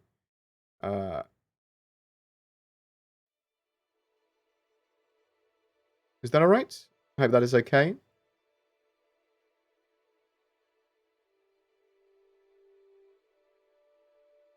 Think there's any chance we get another minor pass over all ships to tweak some features? Yeah, 100%. That they'll certainly be doing light reworks with a load of the basic stuff of ships. Nothing too major. Could the Cutlass Black get a toilet? Maybe. Could we see some modular bits for the Cutlass get a toilet, or like a living module in the back, or a cargo container that allows you to have a bed or / a toilet? Maybe. Regarding ships for various roles, obviously there's no one ship for all. that does everything. However, are there ships that stand out to you as recommended? Yeah, the Carrack, for example, is a huge multi-role ship. The Cutlass, sort of like it's the Avenger Titan, and then the Cutlass, and then the Carrack, really, for me. Maybe the Corsair, the Carrack. Hugely multi-role, allow you to do a bit of everything. What other core techs needs to be developed for the game to be fully supported besides big-time server-side object container streaming and full persistence? You've got server meshing. That's the other major technical one. There's a huge amount of stuff that needs to be done with the AI, with Vulkan integration.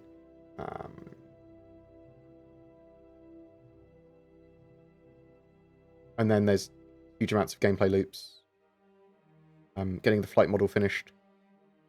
Combat model finished, and then physicalized components, the physical damage system, and physical inventories. That's the main things that I'd want in the short term, as well as the dynamic economy and the dynamic mission system, and then that's a huge portion of the core done.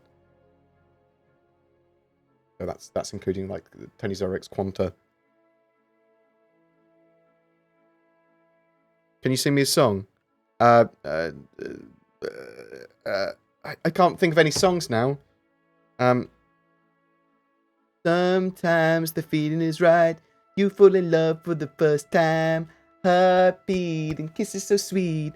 Summertime love in the moonlight. Baby, I've been missing you. I want you by my side, and I hope you miss me too. Come back and stay. Does anyone know what song that is? Or am I stuck in the 90s with my music? Maybe I am. Please, does anyone know what song that is? I know what song that is. Obviously, I know all the words. One.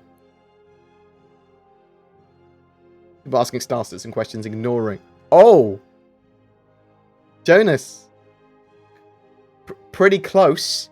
There's Barbie dolls. That is pretty close to the answer. It was out of tune. No. That must be a YouTube or Twitch error or something. No. What do you mean? It was correctly identified as accurate. Yes, Daniel! It was Dr. Jones. Oh, you legend. Jonas as well. Both of you were smart people. It was Dr. Jones. It was accurate. They did Barbie Girl. It's see? Out of tune. People even got the band. Oh, I'm so sorry. I'm sorry. The isolation's been tough. Will we see 3.9 today? Talk about Tittily. Talk about Tittily? What? What?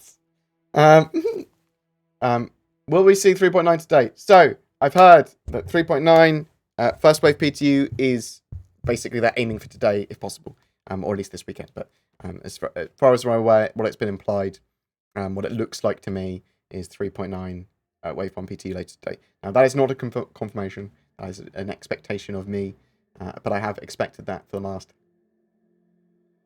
4 weeks, 5 weeks, several weeks.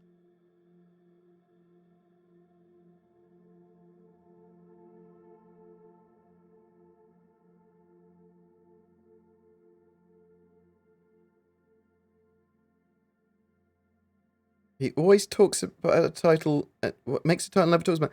They're major topics during the thing. I've talked about it about 7 or 8 times, Amir. Just because you jumped in randomly halfway through and then gone, it doesn't talk about his title. I literally just did. You're a fucking monster.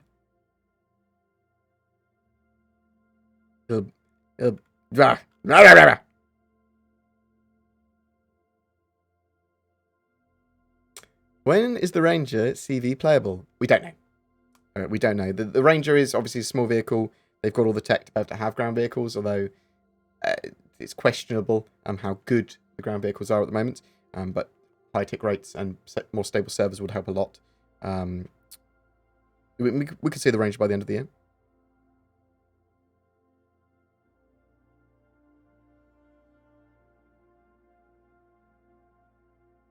Anton de Villas, thank you so much.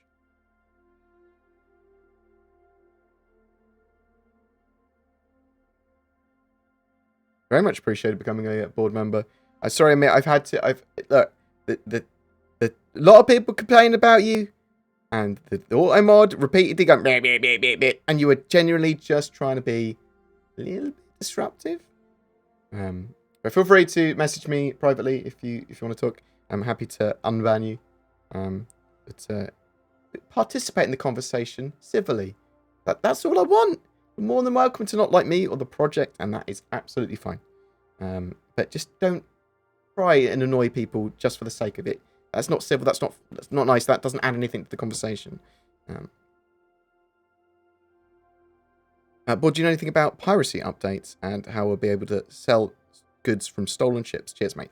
So only what CIG have sort of like talked about previously in the past. Like, okay, so eventually we will be able to move cargo containers from ship to ship. I think for 4.1 at the moment they've got push-pull mechanics for moving cargo containers between areas. And they've been working on a gravity tool for the multi-tool, so you can pick things up with it, like cargo containers. And with that, you should be able to move, potentially, even in that patch, that's what I'm hoping, cargo between ships and, steel, pirate, all that sort of stuff. There are areas in the game that are already sort of set up, like scrapyards, but there's obviously like places like Grimhex and things like that. They'll allow you to sell stolen goods or fence goods off like that as well, potentially even stolen ships in the future. But the other thing we really need is physicalized components so that ships can be disabled rather than destroyed. So you're more likely to disable a ship, bam, then you can board them and take their cargo. Do you see what I mean? So that's the sort of more short-term stuff that you'll see from moving cargo between ships and stolen goods and things. It's a tiddly cult. Oh, now seeing Barb again. No. I think that would literally cause offense. So many people. I'm so sorry. I'm sorry that your ears had to bleed.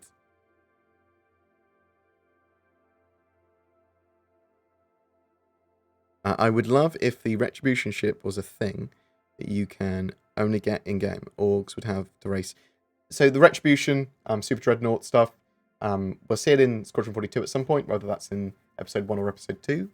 Maybe it's being built in Episode 1 and functional in Episode 2, that sort of thing.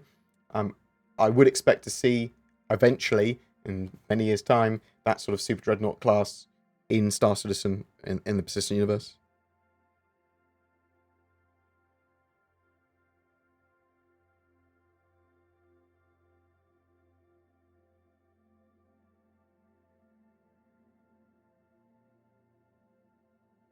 How big is your fleet? Big enough. No, I've had no complaints. What do you mean? Who's told you otherwise? Someone said I got a small fleet. Carrots, yes or no? I'm not a massive fan of carrots, but I understand why they exist. I will eat them. Just looking at the jump point mechanic with the wormhole effect jumping between systems, do you know if one quantum travel between systems rather than going down the rabbit hole? What? Huh? What? Eh? I don't understand the last part of the question. Do you know if one quantum travel between systems rather than going down the rabbit hole? I think that the different pathways and routes would all take you to the same place, effectively. I think if you... they did say that if you did it badly, you might get chucked out in deep space, but I think they'll probably go down the route of if you do it badly, you can damage your ship. Will there be ratings in Star Citizen? Probably. That's something you can do just socially, isn't it? Like a wedding's done real life. Done socially. Are we going to get bigger space stations? Yes. We are. They're building cargo decks and refinery decks at the moment, and they'll get more and more of these sort of like space station functionalities and systems, and then they'll build more focused space stations. Some of them are going to be huge. Some of them are going to be for different purposes. You've got the sort of like big giant mining stations that you'll see in Squadron 42 as well. You think we'll have mining drones on the Carrack so that it can collect and refine Quantanium? Yes. Well, so we know that as far as I was aware, the drones on the Carrack as standard are for scouting. But I can see where you're going with the Quantanium. Maybe little mining drones are a good idea. Where would we refine it? Maybe we can get pods to refine Quantanium for the Carrack. Maybe it has fuel intakes that can make Quantanium. Maybe it's super fuel efficient. I do want a way that the Carrack can produce or gather its own quantum fuel on the fly. That's sort of like my goal, my want for the Carrack. Oh, Robert Johnston. Oh, how am I supposed to give you money when it keeps stopping me and telling you to... Stop, what? How am I supposed to give you money when it keeps stopping me from telling you to feck off? Robert Johnson was the first man that paid me money so he could tell me to fuck off. And you have a lot of respect. You have my respect, Robert Johnston. You've been a big supporter of the channel. And thank you so much. Oh my god. That's a lot of money. Oh. What? I don't know why you give... So, long-time supporter of the channel. I don't know why you give me so much money and love. I do genuinely appreciate it, though. If there's anything I can do for you, I've always offered. But you don't seem to want anything. But if that ever changes, if you ever want a big shout-out, Robert Johnson! Johnston, rather than Johnson, that I constantly say wrong.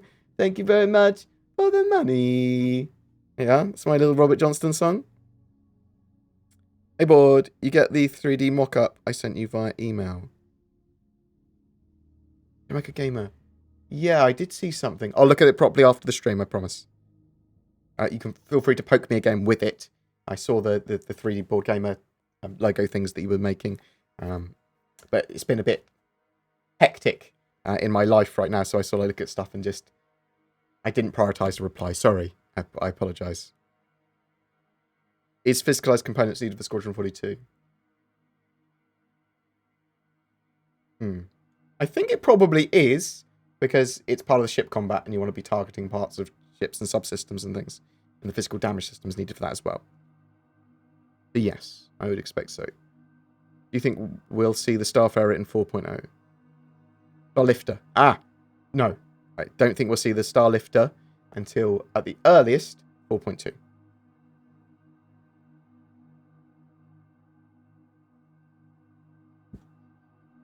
What about the size? How you use it? Also, you love carrots.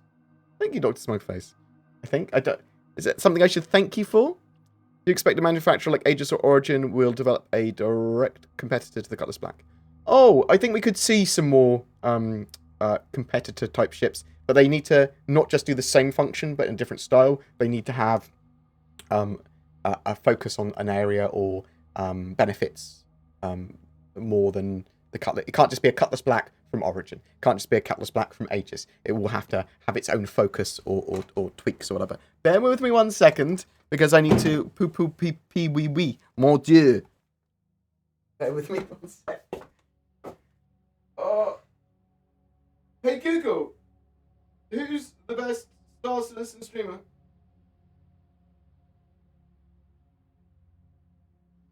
Oh.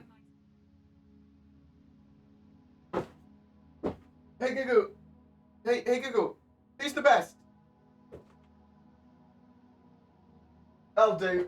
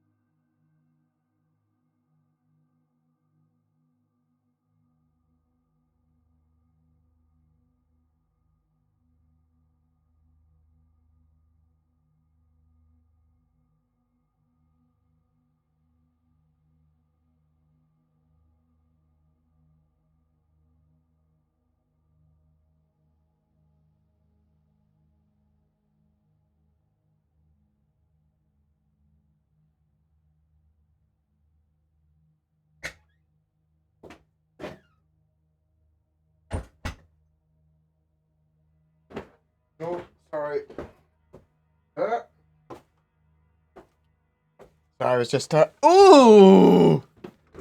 Checking on my parents, make sure they're right. My dad is doing very well at the moment. The Sarah they've got for him is making him a lot more competent, and he's got all his motor functions. And he's even become grumpy and difficult now, which is perfect. That's back to the way he was. So I'm going to look after my dad very well over the next several months, or however long we have with him. And who fucking knows? Maybe there's some magic stuff that'll make him hang on for a lot longer than that. I can always hope. And they did say that they were going to try immunotherapy based on his scan. It's going to be whatever the scan shows from his CAT scan. So, but thank you very much for all the kind words. I very much appreciate that. I got a load of messages on my phone. Somehow people got my phone, one of my phone numbers, and so I appreciate that as well. Although I think that's probably people I gave business cards to. But thank you. Right. What else we got here? Why did CIG take out the NPC interdictions and all random NPC encounters? Because they were causing problems with the server, or at least they thought so. They will come back at some point. I'm hoping that we get them back in 3.9 or 4.0 if it's viable to do.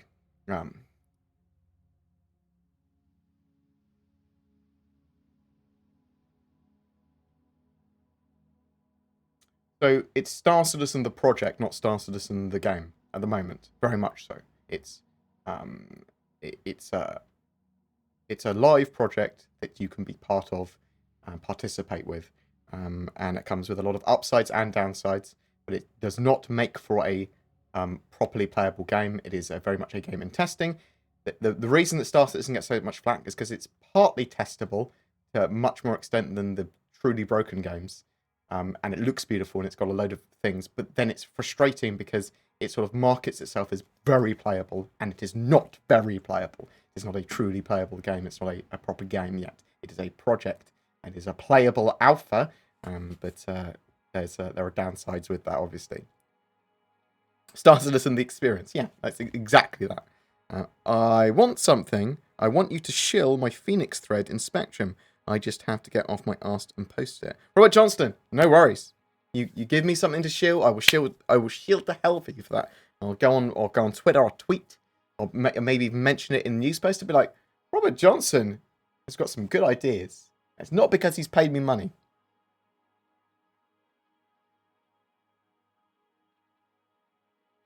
I need a button to close up my eyes. I'll just do it like that. Do it manually. Fuck it, we'll do it live. I've seen a lot of different answers, but how will the respawn mechanic work at launch? Do we respawn with a new character, or do we auto-respawn on ships with the Kelly, Red, or Apollo? So, we don't know that's exactly how that's going to work at launch yet, because they're going to be tweaking it and developing it and working out what's best for the launch of the game. We do know that they sort of plan to have risk and reward, and mortality is an important thing. So eventually your character can die, and you'll have to create a new character, although you'll get the assets and sort of like money and the ships and everything transferred to your new character. You might have some like potentially death tax or reputation loss and stuff like that. So bear that in mind. Your guy will be able to be killed multiple times though before actually having a final death, as it were. And your respawn, the expectation is at the nearest possible respawnable point. That could be based on your medical insurance, if there's such a thing in game, or maybe you'll be able to choose it, if there's multiple options, or maybe you'll be able to set it, like we can in game at the moment with set your ICU. So we'll have to wait and see. There's lots of ways they could go at the moment. Will players in prison be able to interrupt or steal other players' mining production? I would expect so, yes. I'd expect there's lots of naughty things you can do in prison. Potentially they will get more merits added to your debt, though, if you shank anyone or steal anything in front of cameras or whatever.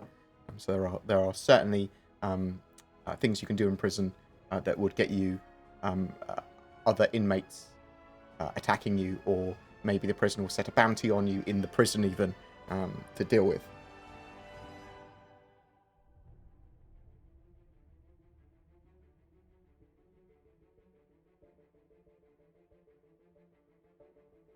You're right, Max Fly Gaming. Hope you're doing well, mate. Kilowatt, thank you very much for becoming a BoredGamer member. Lots of people becoming BoredGamer members today. Very much appreciated. It's basically like Patreon, but directly integrated into YouTube. Something I'm promoting at the moment. And I'll get me and Zin making content for that and working out content ideas. If there's anything in particular people want, that as VIPs, as Patreons, as YouTube members, as big donators, tell me. If there's a particular topic that you want me to look at, if there's particular exclusive content you'd like to see, like I'd really like to see your house, I'd really like to see your cats, I'd really like to see how you make a video, I'd really like to see whatever. I will shank you. Come to prison. We will have a shank fight, my friend. Because maybe I know where shanks are and you don't. Maybe you thought about that, because they're going to be in your back. I'm looking forward to some of that gameplay. Will there be gameplay for cleaning your spaceship suit from poo after a long flight? There is a dirt mechanic and sort of like aging mechanic for stuff like that. It will get dusty and that sort of stuff in the future they've got planned. So you will be able to clean things is the expectation for that. I've got a really itchy nose, sorry.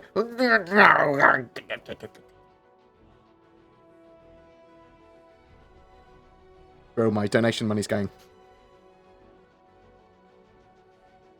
What else have we got here?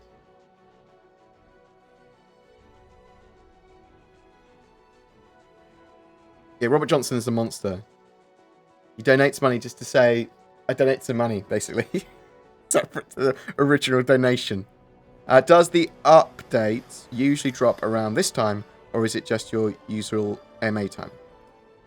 This is just a random AMA time for me. Like I wanted to stream because I'm waiting on 3.9 today. Like I'm literally waiting on 3.9 now to make any more content other than potentially. The only other things I've got planned at the moment are a summary of the Star Citizen Live and roadmap updates / newsletter updates that will come later today as well. So that is the only video I've got planned that I could do later tonight, which I'll probably do later tonight actually, because I'm genuinely expecting the 3.9 PT from what I've been told, from what people have said to me, from what people are implying, from what devs have said they are trying to put out, if they possibly can, we should see it today or tomorrow. But I'm hoping today. It's going to be by the end of this stream. It's going to be today, tomorrow, or the end of next week. I am so overly optimistic with timelines, it seems. And with the 3.9 first wave PTU, I've wanted it for the last 4 or 5 weeks. And expected it for at least the last 3 properly.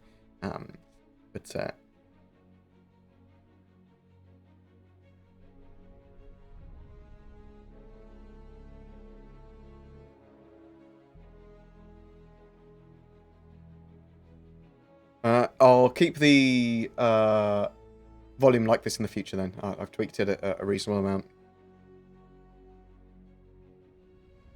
I found ship insurance confusing. If you buy a ship and you don't insure it and it gets blown up, have you lost real money or do you have to rebuy final release? So when the game is finally released, they will give you a little update saying insurance is now important, just remember that sort of thing. And after that insurance period, I would expect that there will be warnings when you try and use, that's what I'm expecting, try and use a ship that's not got insurance. So, do you want to insure this? Very minimal cost, bam. Bear that in mind. If you lose it, when you haven't got insurance on it, it's possible that you might lose the ship. We do not 100% know. It's possible that CIG will give statutory insurance on all ships, so maybe you have to pay 80% of its cost or something to get it back, but you haven't fully lost it. Something like that. That's a possibility. But it's more likely that if you lost it like that, you probably would lose it. I'm thinking that people will want to just insure their ships anyway, even if you've got lifetime insurance, because it's going to be really expensive, like having top class A grade components on your ship. It's going to be significantly more expensive, I would expect, than the actual hull of the ship itself. And you're going to want the better insurance. So we're assuming that there's going to be better insurance that covers other stuff as well in the future. But CIG need to talk about that more, and we might learn about that closer to when they want to implement that sort of insurance. Which is probably going to come around server meshing sort of time when they start to look at things like that. Santo Bell, thank you very much for becoming a BoredGamer citizen, board citizen, YouTube member. Thank you very much. Very much appreciated. Don't know why I sang that. I'm so sorry. So will 3.9.0 come out on the PTU today? I'm hoping so.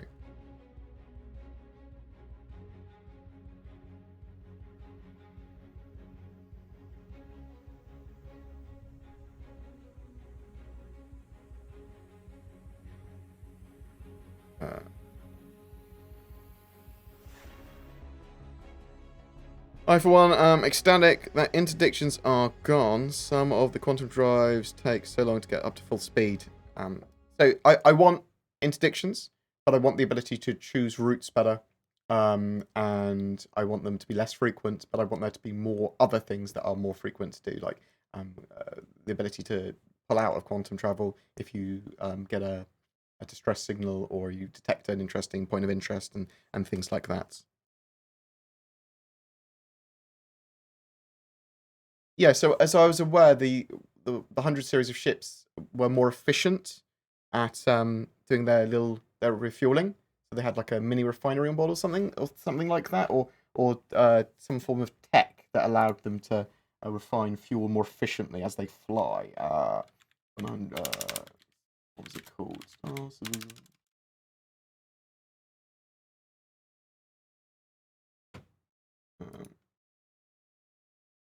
They had.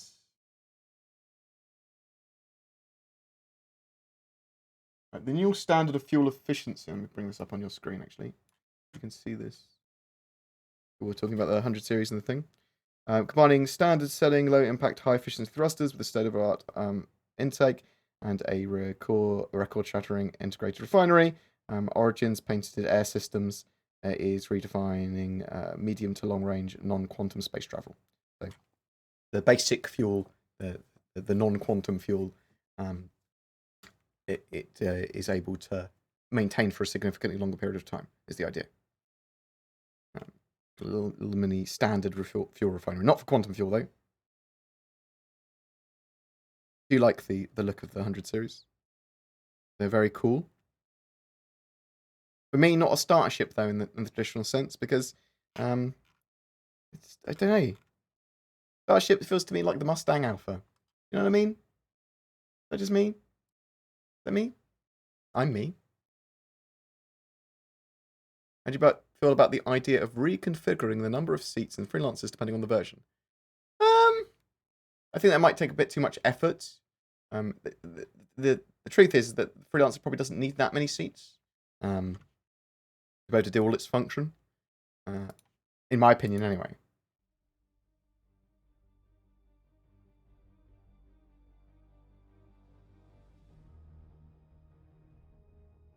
If PTU goes live today, will they sell the Prowler at the same time? I wouldn't expect so. I expect to save the Prowler and any other sales they're doing, and potentially a free fly for when 3.9 goes live, rather than first wave PTU.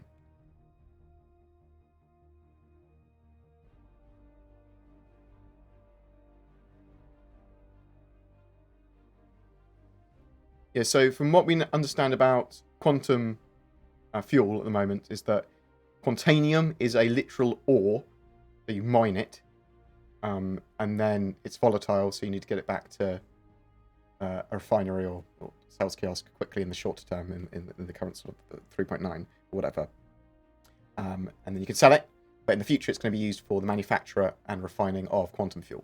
So you'll be able to get it and then refine it somehow and then store it in a staff era? Maybe? Question mark? You still see the Mustang Alpha as the better choice out of the two starter packs? Yes. Worth $5 more still as well. Without having to spend $5 more on it. But yes, I Mustang Alpha, best Alpha.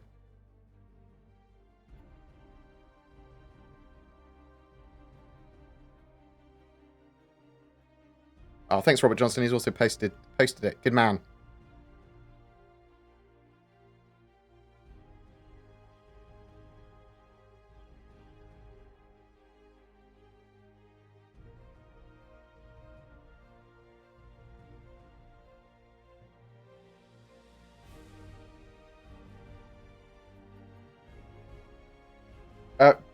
Yeah, fuel scoops sort of do at least some passive regeneration to your fuel at the moment in game, but it's not done properly yet. The new interaction system, are we seeing that in your footage? I see typical hold F menu. No, so this isn't in the footage. So it's you hold F and right click, and that brings up a radial menu that's contextual based and has your favorites and stuff in. Then you can do a load of different things, including changing your weapons, but also interact with pretty much everything and even set your hotkeys there as well.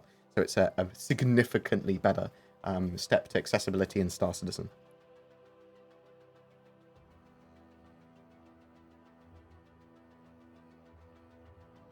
I'm a premium subscriber on the RSI site. Will I have access to the PTU? Yes, when it goes to first wave PTU, yes.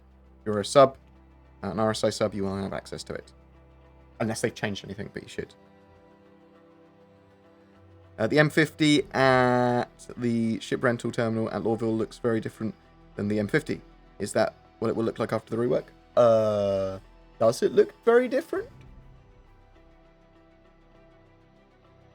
Watching you for the Philippines. Very much, Hanif. I hope you're doing well in the Philippines.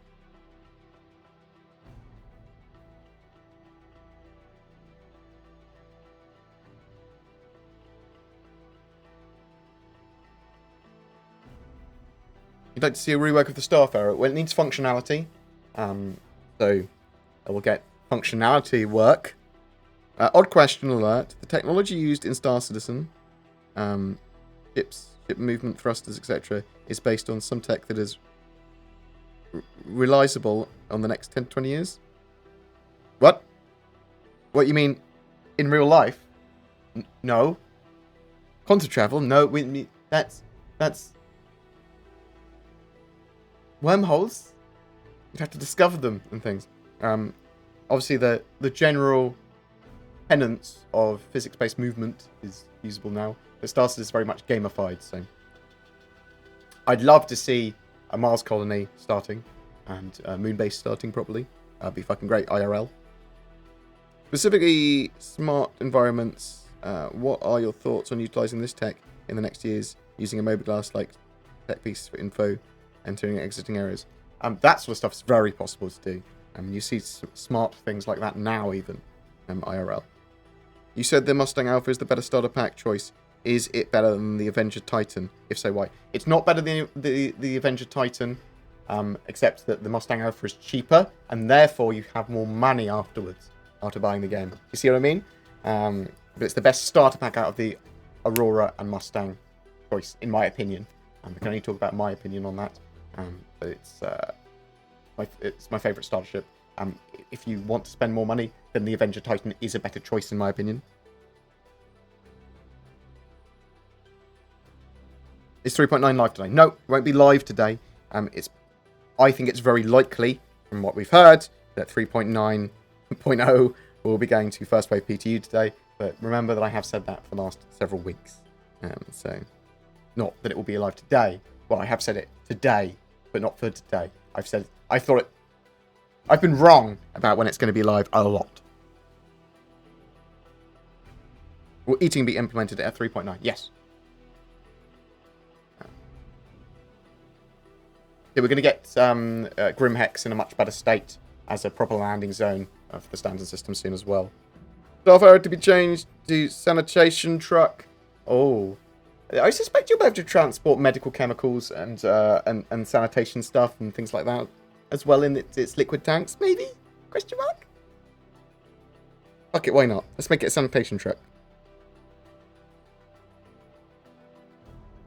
In-game mechanics can change, but something that we can always use to predict how a ship will be in the future is the purpose of the ship, which was stated to be a long-range, self-sustaining ship. I'm not sure what ship we're talking about. Is the Carrack he's talking about? Or something else? But yes, you can always use the intention and the purpose and the original concept of the ship to work out what the plans for the ship are and how it's going to be balanced with other ships. Yes, 100%. Will they be increasing the maximum number of contacts we can have? Well, I would expect that, yes, at some point. You might get it with 3.9, you might not. So I'm not entirely sure what the maximum limit's going to be for 3.9 when they make it go live. But they're doing updates to that. They're going to be updating all those sort of systems for groups, for orgs, all as part of like orgs 2.0. Since my master's is focusing on dynamic collaboration between heterogeneous heterogeneous. I can't say that word. Heterogeneous big between smart environments. I always found Star Citizen to be a good source of inspiration for ideas or concepts. Okay, well that makes sort of sense. I'm sorry I can't say words. I've never come across that word before. 1 second. How to say. That did you how to say. No. How to pronounce.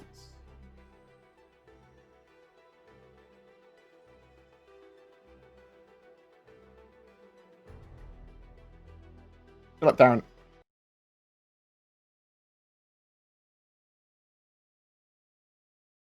Please don't be a troll one. Heterogeneous. Heterogeneous. Perfect. Easy. Bam. I'm a heterogeneous. You see what I did there? Do you up? First time as well. We'll cut that so I worded well.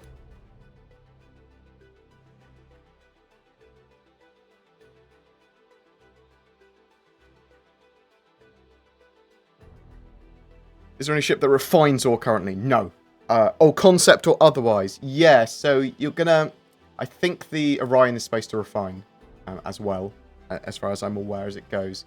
The ships are going to have the ability, at least we're expecting them to have the ability to be able to chuck out ore that you don't want feature as well.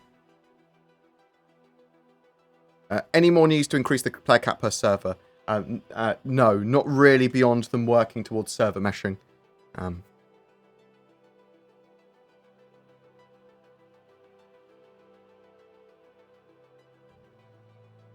Pretty sure 3.9's potential live patch went to Evo testing today. So it won't be a live patch, it'll be first wave PTU patch. But that's what a lot of people have been saying, that they're talking about potential release candidates and stuff like that. Again, that's just rumoured. But I have talked to a couple of devs that have also said, yeah, that their plan is to try and get something out for this weekend, potentially today, and that is genuinely like what I'm expecting now. But again, as I said, I'm terrible with, it seems, PTU dates.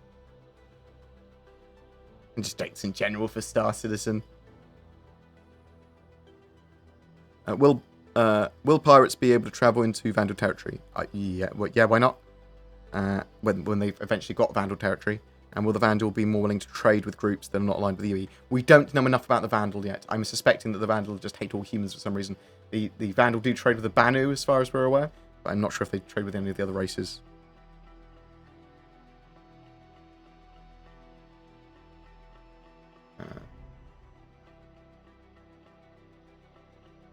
We should do hike. I've just seen on Reddit. We should do hiking around the planets while chatting. That'll be fun, right?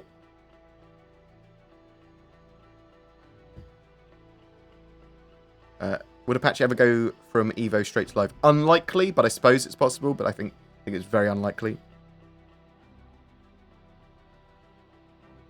Such a genius.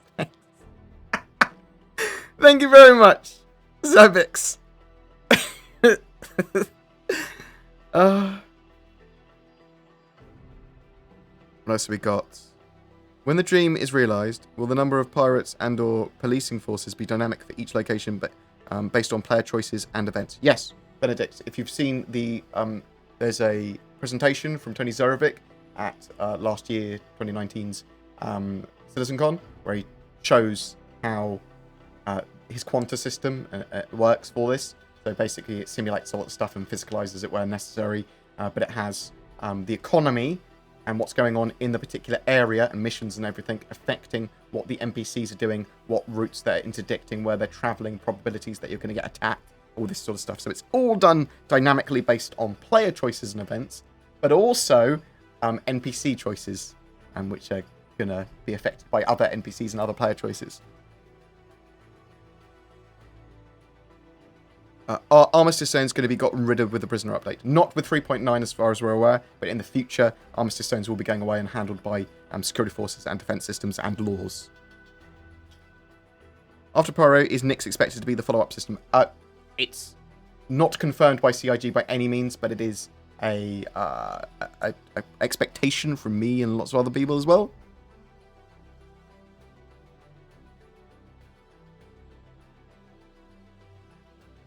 You're beyond caring now. Oh, dynamic. Oh.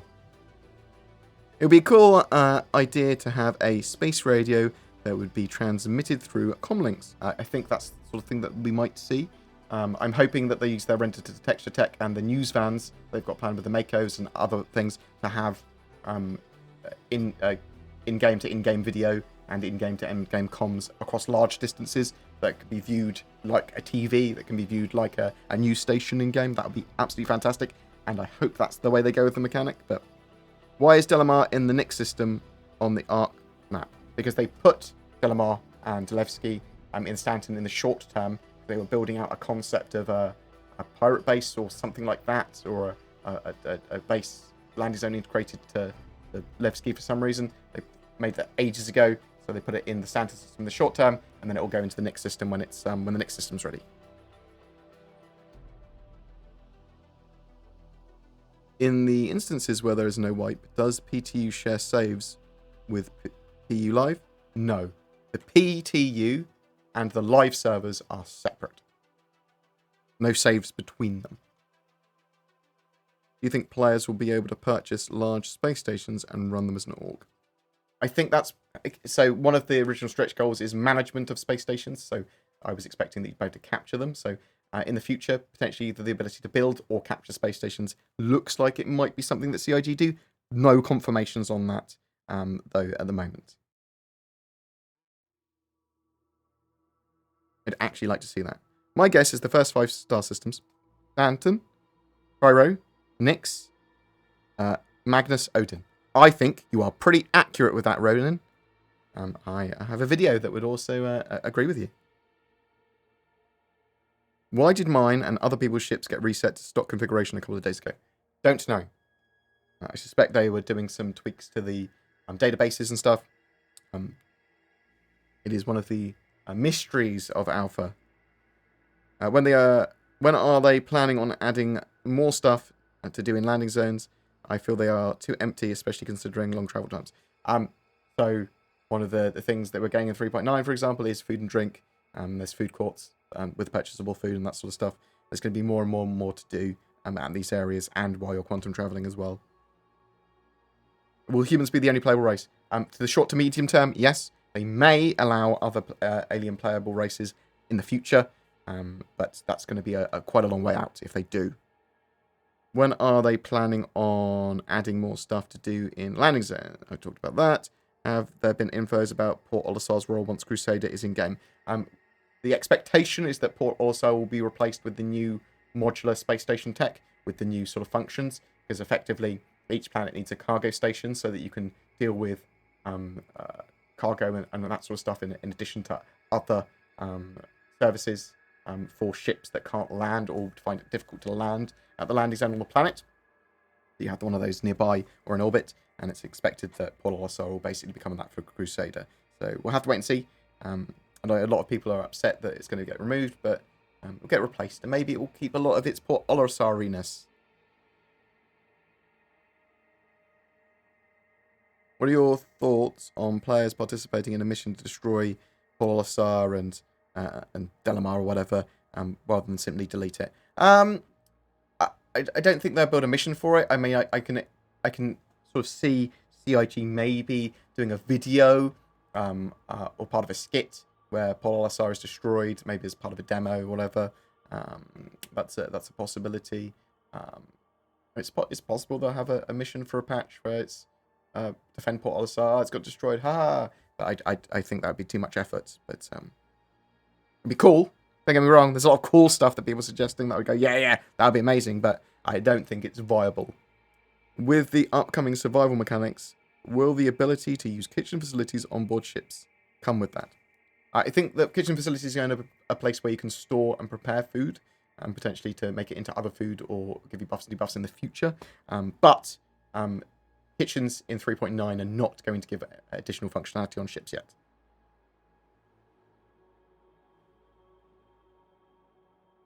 A lot of people love the Pisces as a starter ship as well. Any guess if we'll get the a killing system? Immediately on Squadron 42's release. We don't know. We don't know that sort of stuff. I'm expecting that we'll get Odin soon after Squadron 42's release. But beyond that, we don't know other systems, and well, even with that, we don't know what other systems are coming and when. Pyro this year is basically the only information we've got. When do you think we'll see a UI upgrade to the Moby Glass in game? I think we'll start to see UI updates and upgrades in the game from 3.9 onwards. For the Moby Glass, though, probably not in 3.9, obviously. Maybe we'll start to see some tweaks to it in 4.0 onwards, the actual Moby Glass. But general UI stuff's getting improved all the time now. They're really focusing on it. You think they will add the ability to add stealth tech to other ships which don't possess it normally? So, yeah, so ships are going to... Stealth in-game is not an active stealth. You go invisible. It's you manage your systems and emissions, the environment to sort of like protect you, like you hide behind asteroids and in asteroid fields or whatever, and you can get components which are better at not giving out so much IR or EM radiation or whatever. So you manage all these things, build these systems. Maybe you can get some armor that's weaker, but it's harder to see you and harder to detect you, and that sort of stuff. So, and you should be able to do that with most ships, if not all ships, to some extent. Any word on the Drake Corsair? Nope. Any guess who will get? Talked about that. Anything else here?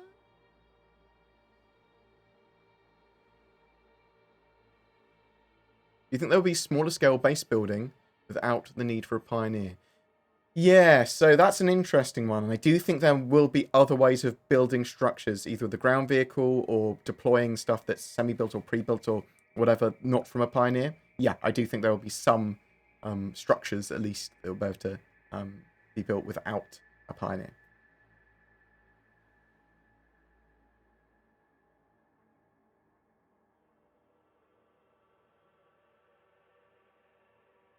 Is there any saving grace for the 315p at the moment, or is it basically a meltable until cargo bays and tractor beams become available? Yeah, there's nothing majorly great about the 315p at the moment.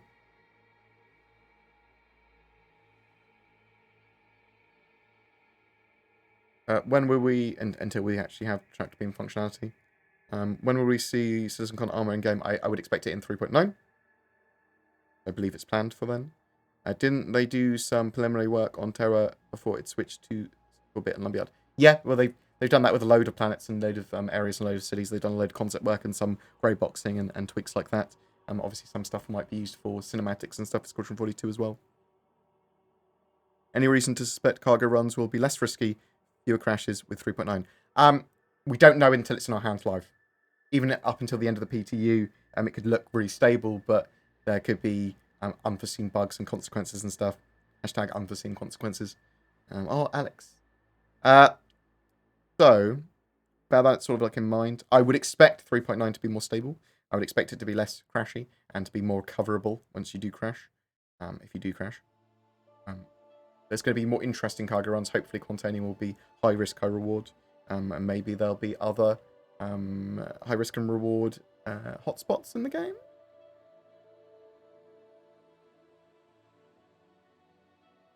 Mustang or Aurora starter pack? Mustang. For me, Mustang Alpha. And then you'll be able to quite quickly grind up enough credits to be able to rent like a Avenger Titan or buy an Avenger Titan in-game. Are you planning a 3.9 release party at Microtech's party room? Yeah, potentially. We could have a look at Wally. Go to Wally's. What's the best workaround for the ship duplication bug on ship consoles? At the moment, reclaim the ship and relog? Is that the best thing you can do? And some people reset their accounts and stuff for that sort of stuff. I'm hoping that's just fixed in 3.9. I'm not great with 3.8.2 stuff anymore. Well, not that I probably ever was. But I've long since moved over to 3.9 way of thinking. So I have a Connie, a 325A, and an Omega. None can be melted. Would you recommend any CCUs? 325A potentially, because you've already got a Constellation. So, I mean, it depends what you want to do. Yeah, don't. The Omega's incredibly rare now. The AMD Omega. It's just a Mustang, but Mustang Gamma. But with the AMD paint set, so that's worth keeping. I mean, upgrade it to a Great Corsair or melt the 325A. How close are you to a? How much is the Carrack now? I don't know, mate. Depends what you want to do, doesn't it? Depends what gameplay you want to do.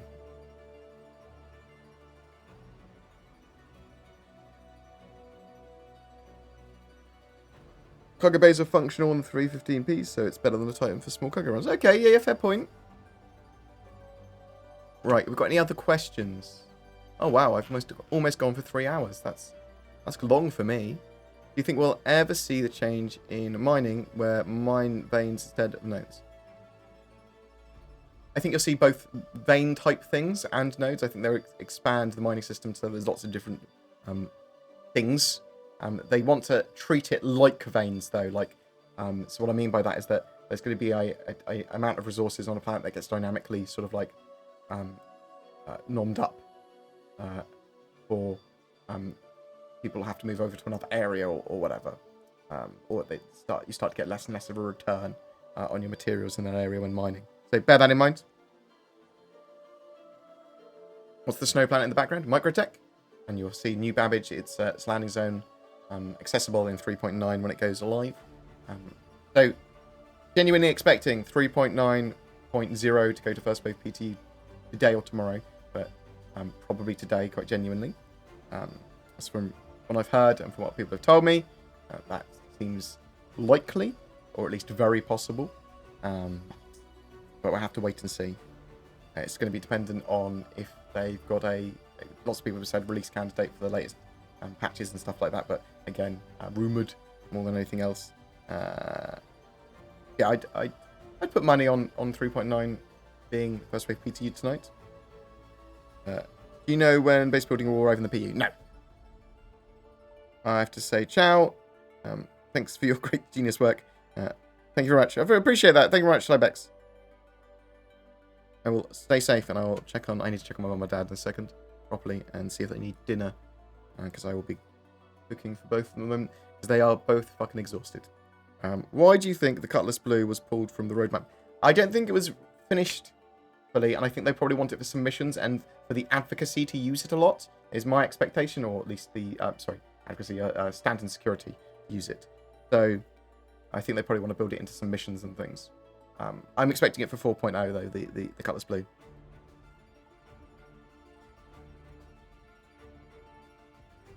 Where can I get the Anvil Carrack? It'll be on sale sometimes, maybe, in the future. And it will be available eventually to purchase in-game at one of the shops, hopefully in 3.9, but I don't have confirmation on when the Carrack's going to be available to purchase in-game. I don't like CIG keeping a ship more than like a month, really, in exclusive when it goes flyable. So, if it goes to flyable, I'm fine with them saying, for a month, only the people that have bought it can have access to it. And then it should be available to rent or buy, or both. Will there be a wipe? There shouldn't be a wipe with 3.9. They've said that they are keeping the persistence between 3.8's branch and 3.9's branch, and no wipe. Do you think the self-destruct is working as planned, or will you need to own the ship and input a code in the future? They might evolve it so it's something like that in the future. I don't think it's just going to be a single button tap, though.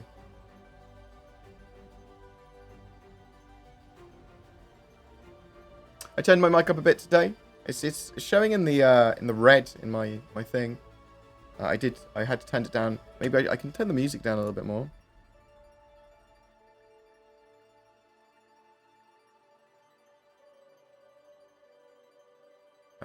Do you think we'll ever see the change in mining?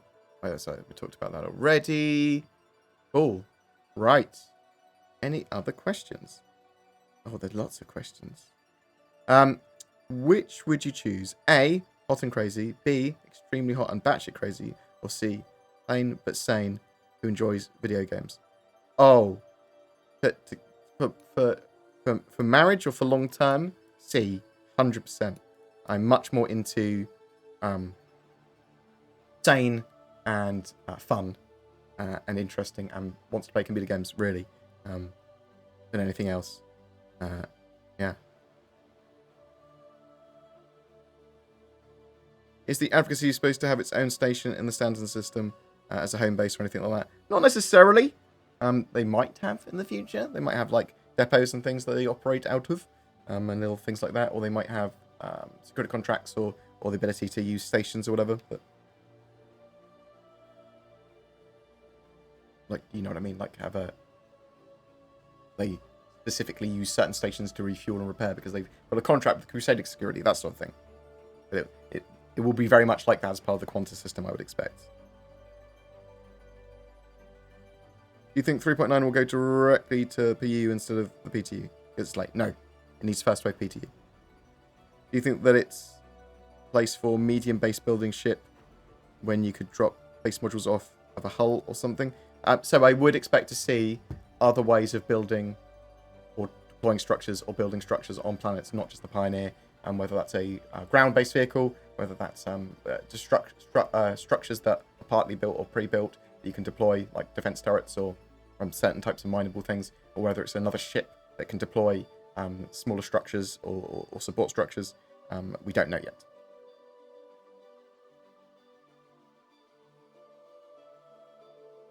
Right. I'm going to dash off. So, as I said, I'll put money on 3.9 PTU Wave 1 within the next 30 hours. That's safe, right? I'm not going to put real money on it. That's a lie. You know. I don't know. They really what I've heard from people, to be honest. But lots of people have suggested that 3.9 should be going live this weekend. So I think that's still the plan, and we'll have to wait and see. Yeah, very much looking forward to it. Literally the only content I've got planned at the moment is summary of Star Citizen Live later today for the gameplay features team. That should actually be quite a good episode, hopefully. The article like questions, and then the general sort of newsletter breakdown, roadmap breakdown after that. So I am expecting it very much so because I've not planned on any other content. Nice COVID-19 beard, thanks.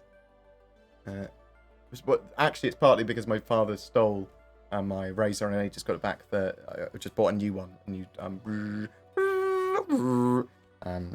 a beard trimmer. You're a beard trimmer, right? Thank you very much for watching. I love your faces. What do you think of the Origin 400 series maybe being a medium-sized ship? We need some medium-sized Origin ships, I think. Yeah, the 200 or 400 series I can see being a medium-sized Origin ship, maybe a little bit cargo-y.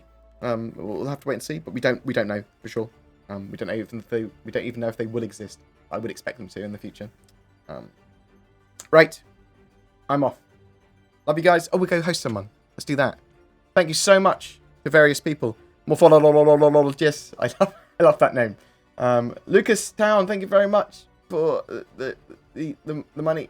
Robert Johnston, thank you so much for your continued ridiculously huge donations. Telling me to fuck off whenever you want. Appreciate it, sir. Timothy J. Moulton, thank you very much for the donation. El Quidero. Thank you very much for the sub. Very much appreciated. William, thank you very much for the donation. Just Jeff. Faitola. Blow Me a Dub Journey.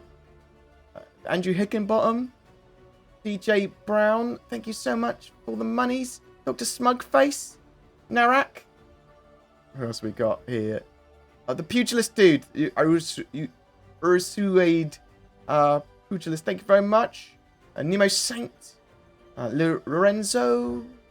Dadio. Omega Killzone. Nemo Saint again. What is this? Why are you giving me money? Thank you so much. Appreciated. Oh my god. So much members. So much love. Very much appreciate. Right. Let me work out how to do this.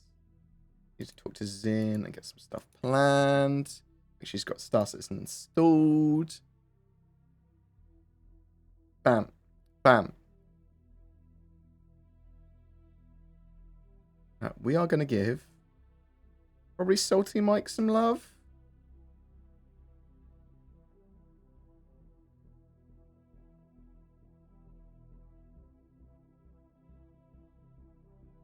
Do you want Salty Mike or do you want Jen Desperado?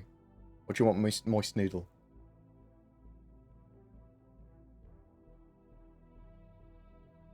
Who do you want? We go for the first. Late question. Is it worth getting an Avenger upgrade for the beginning?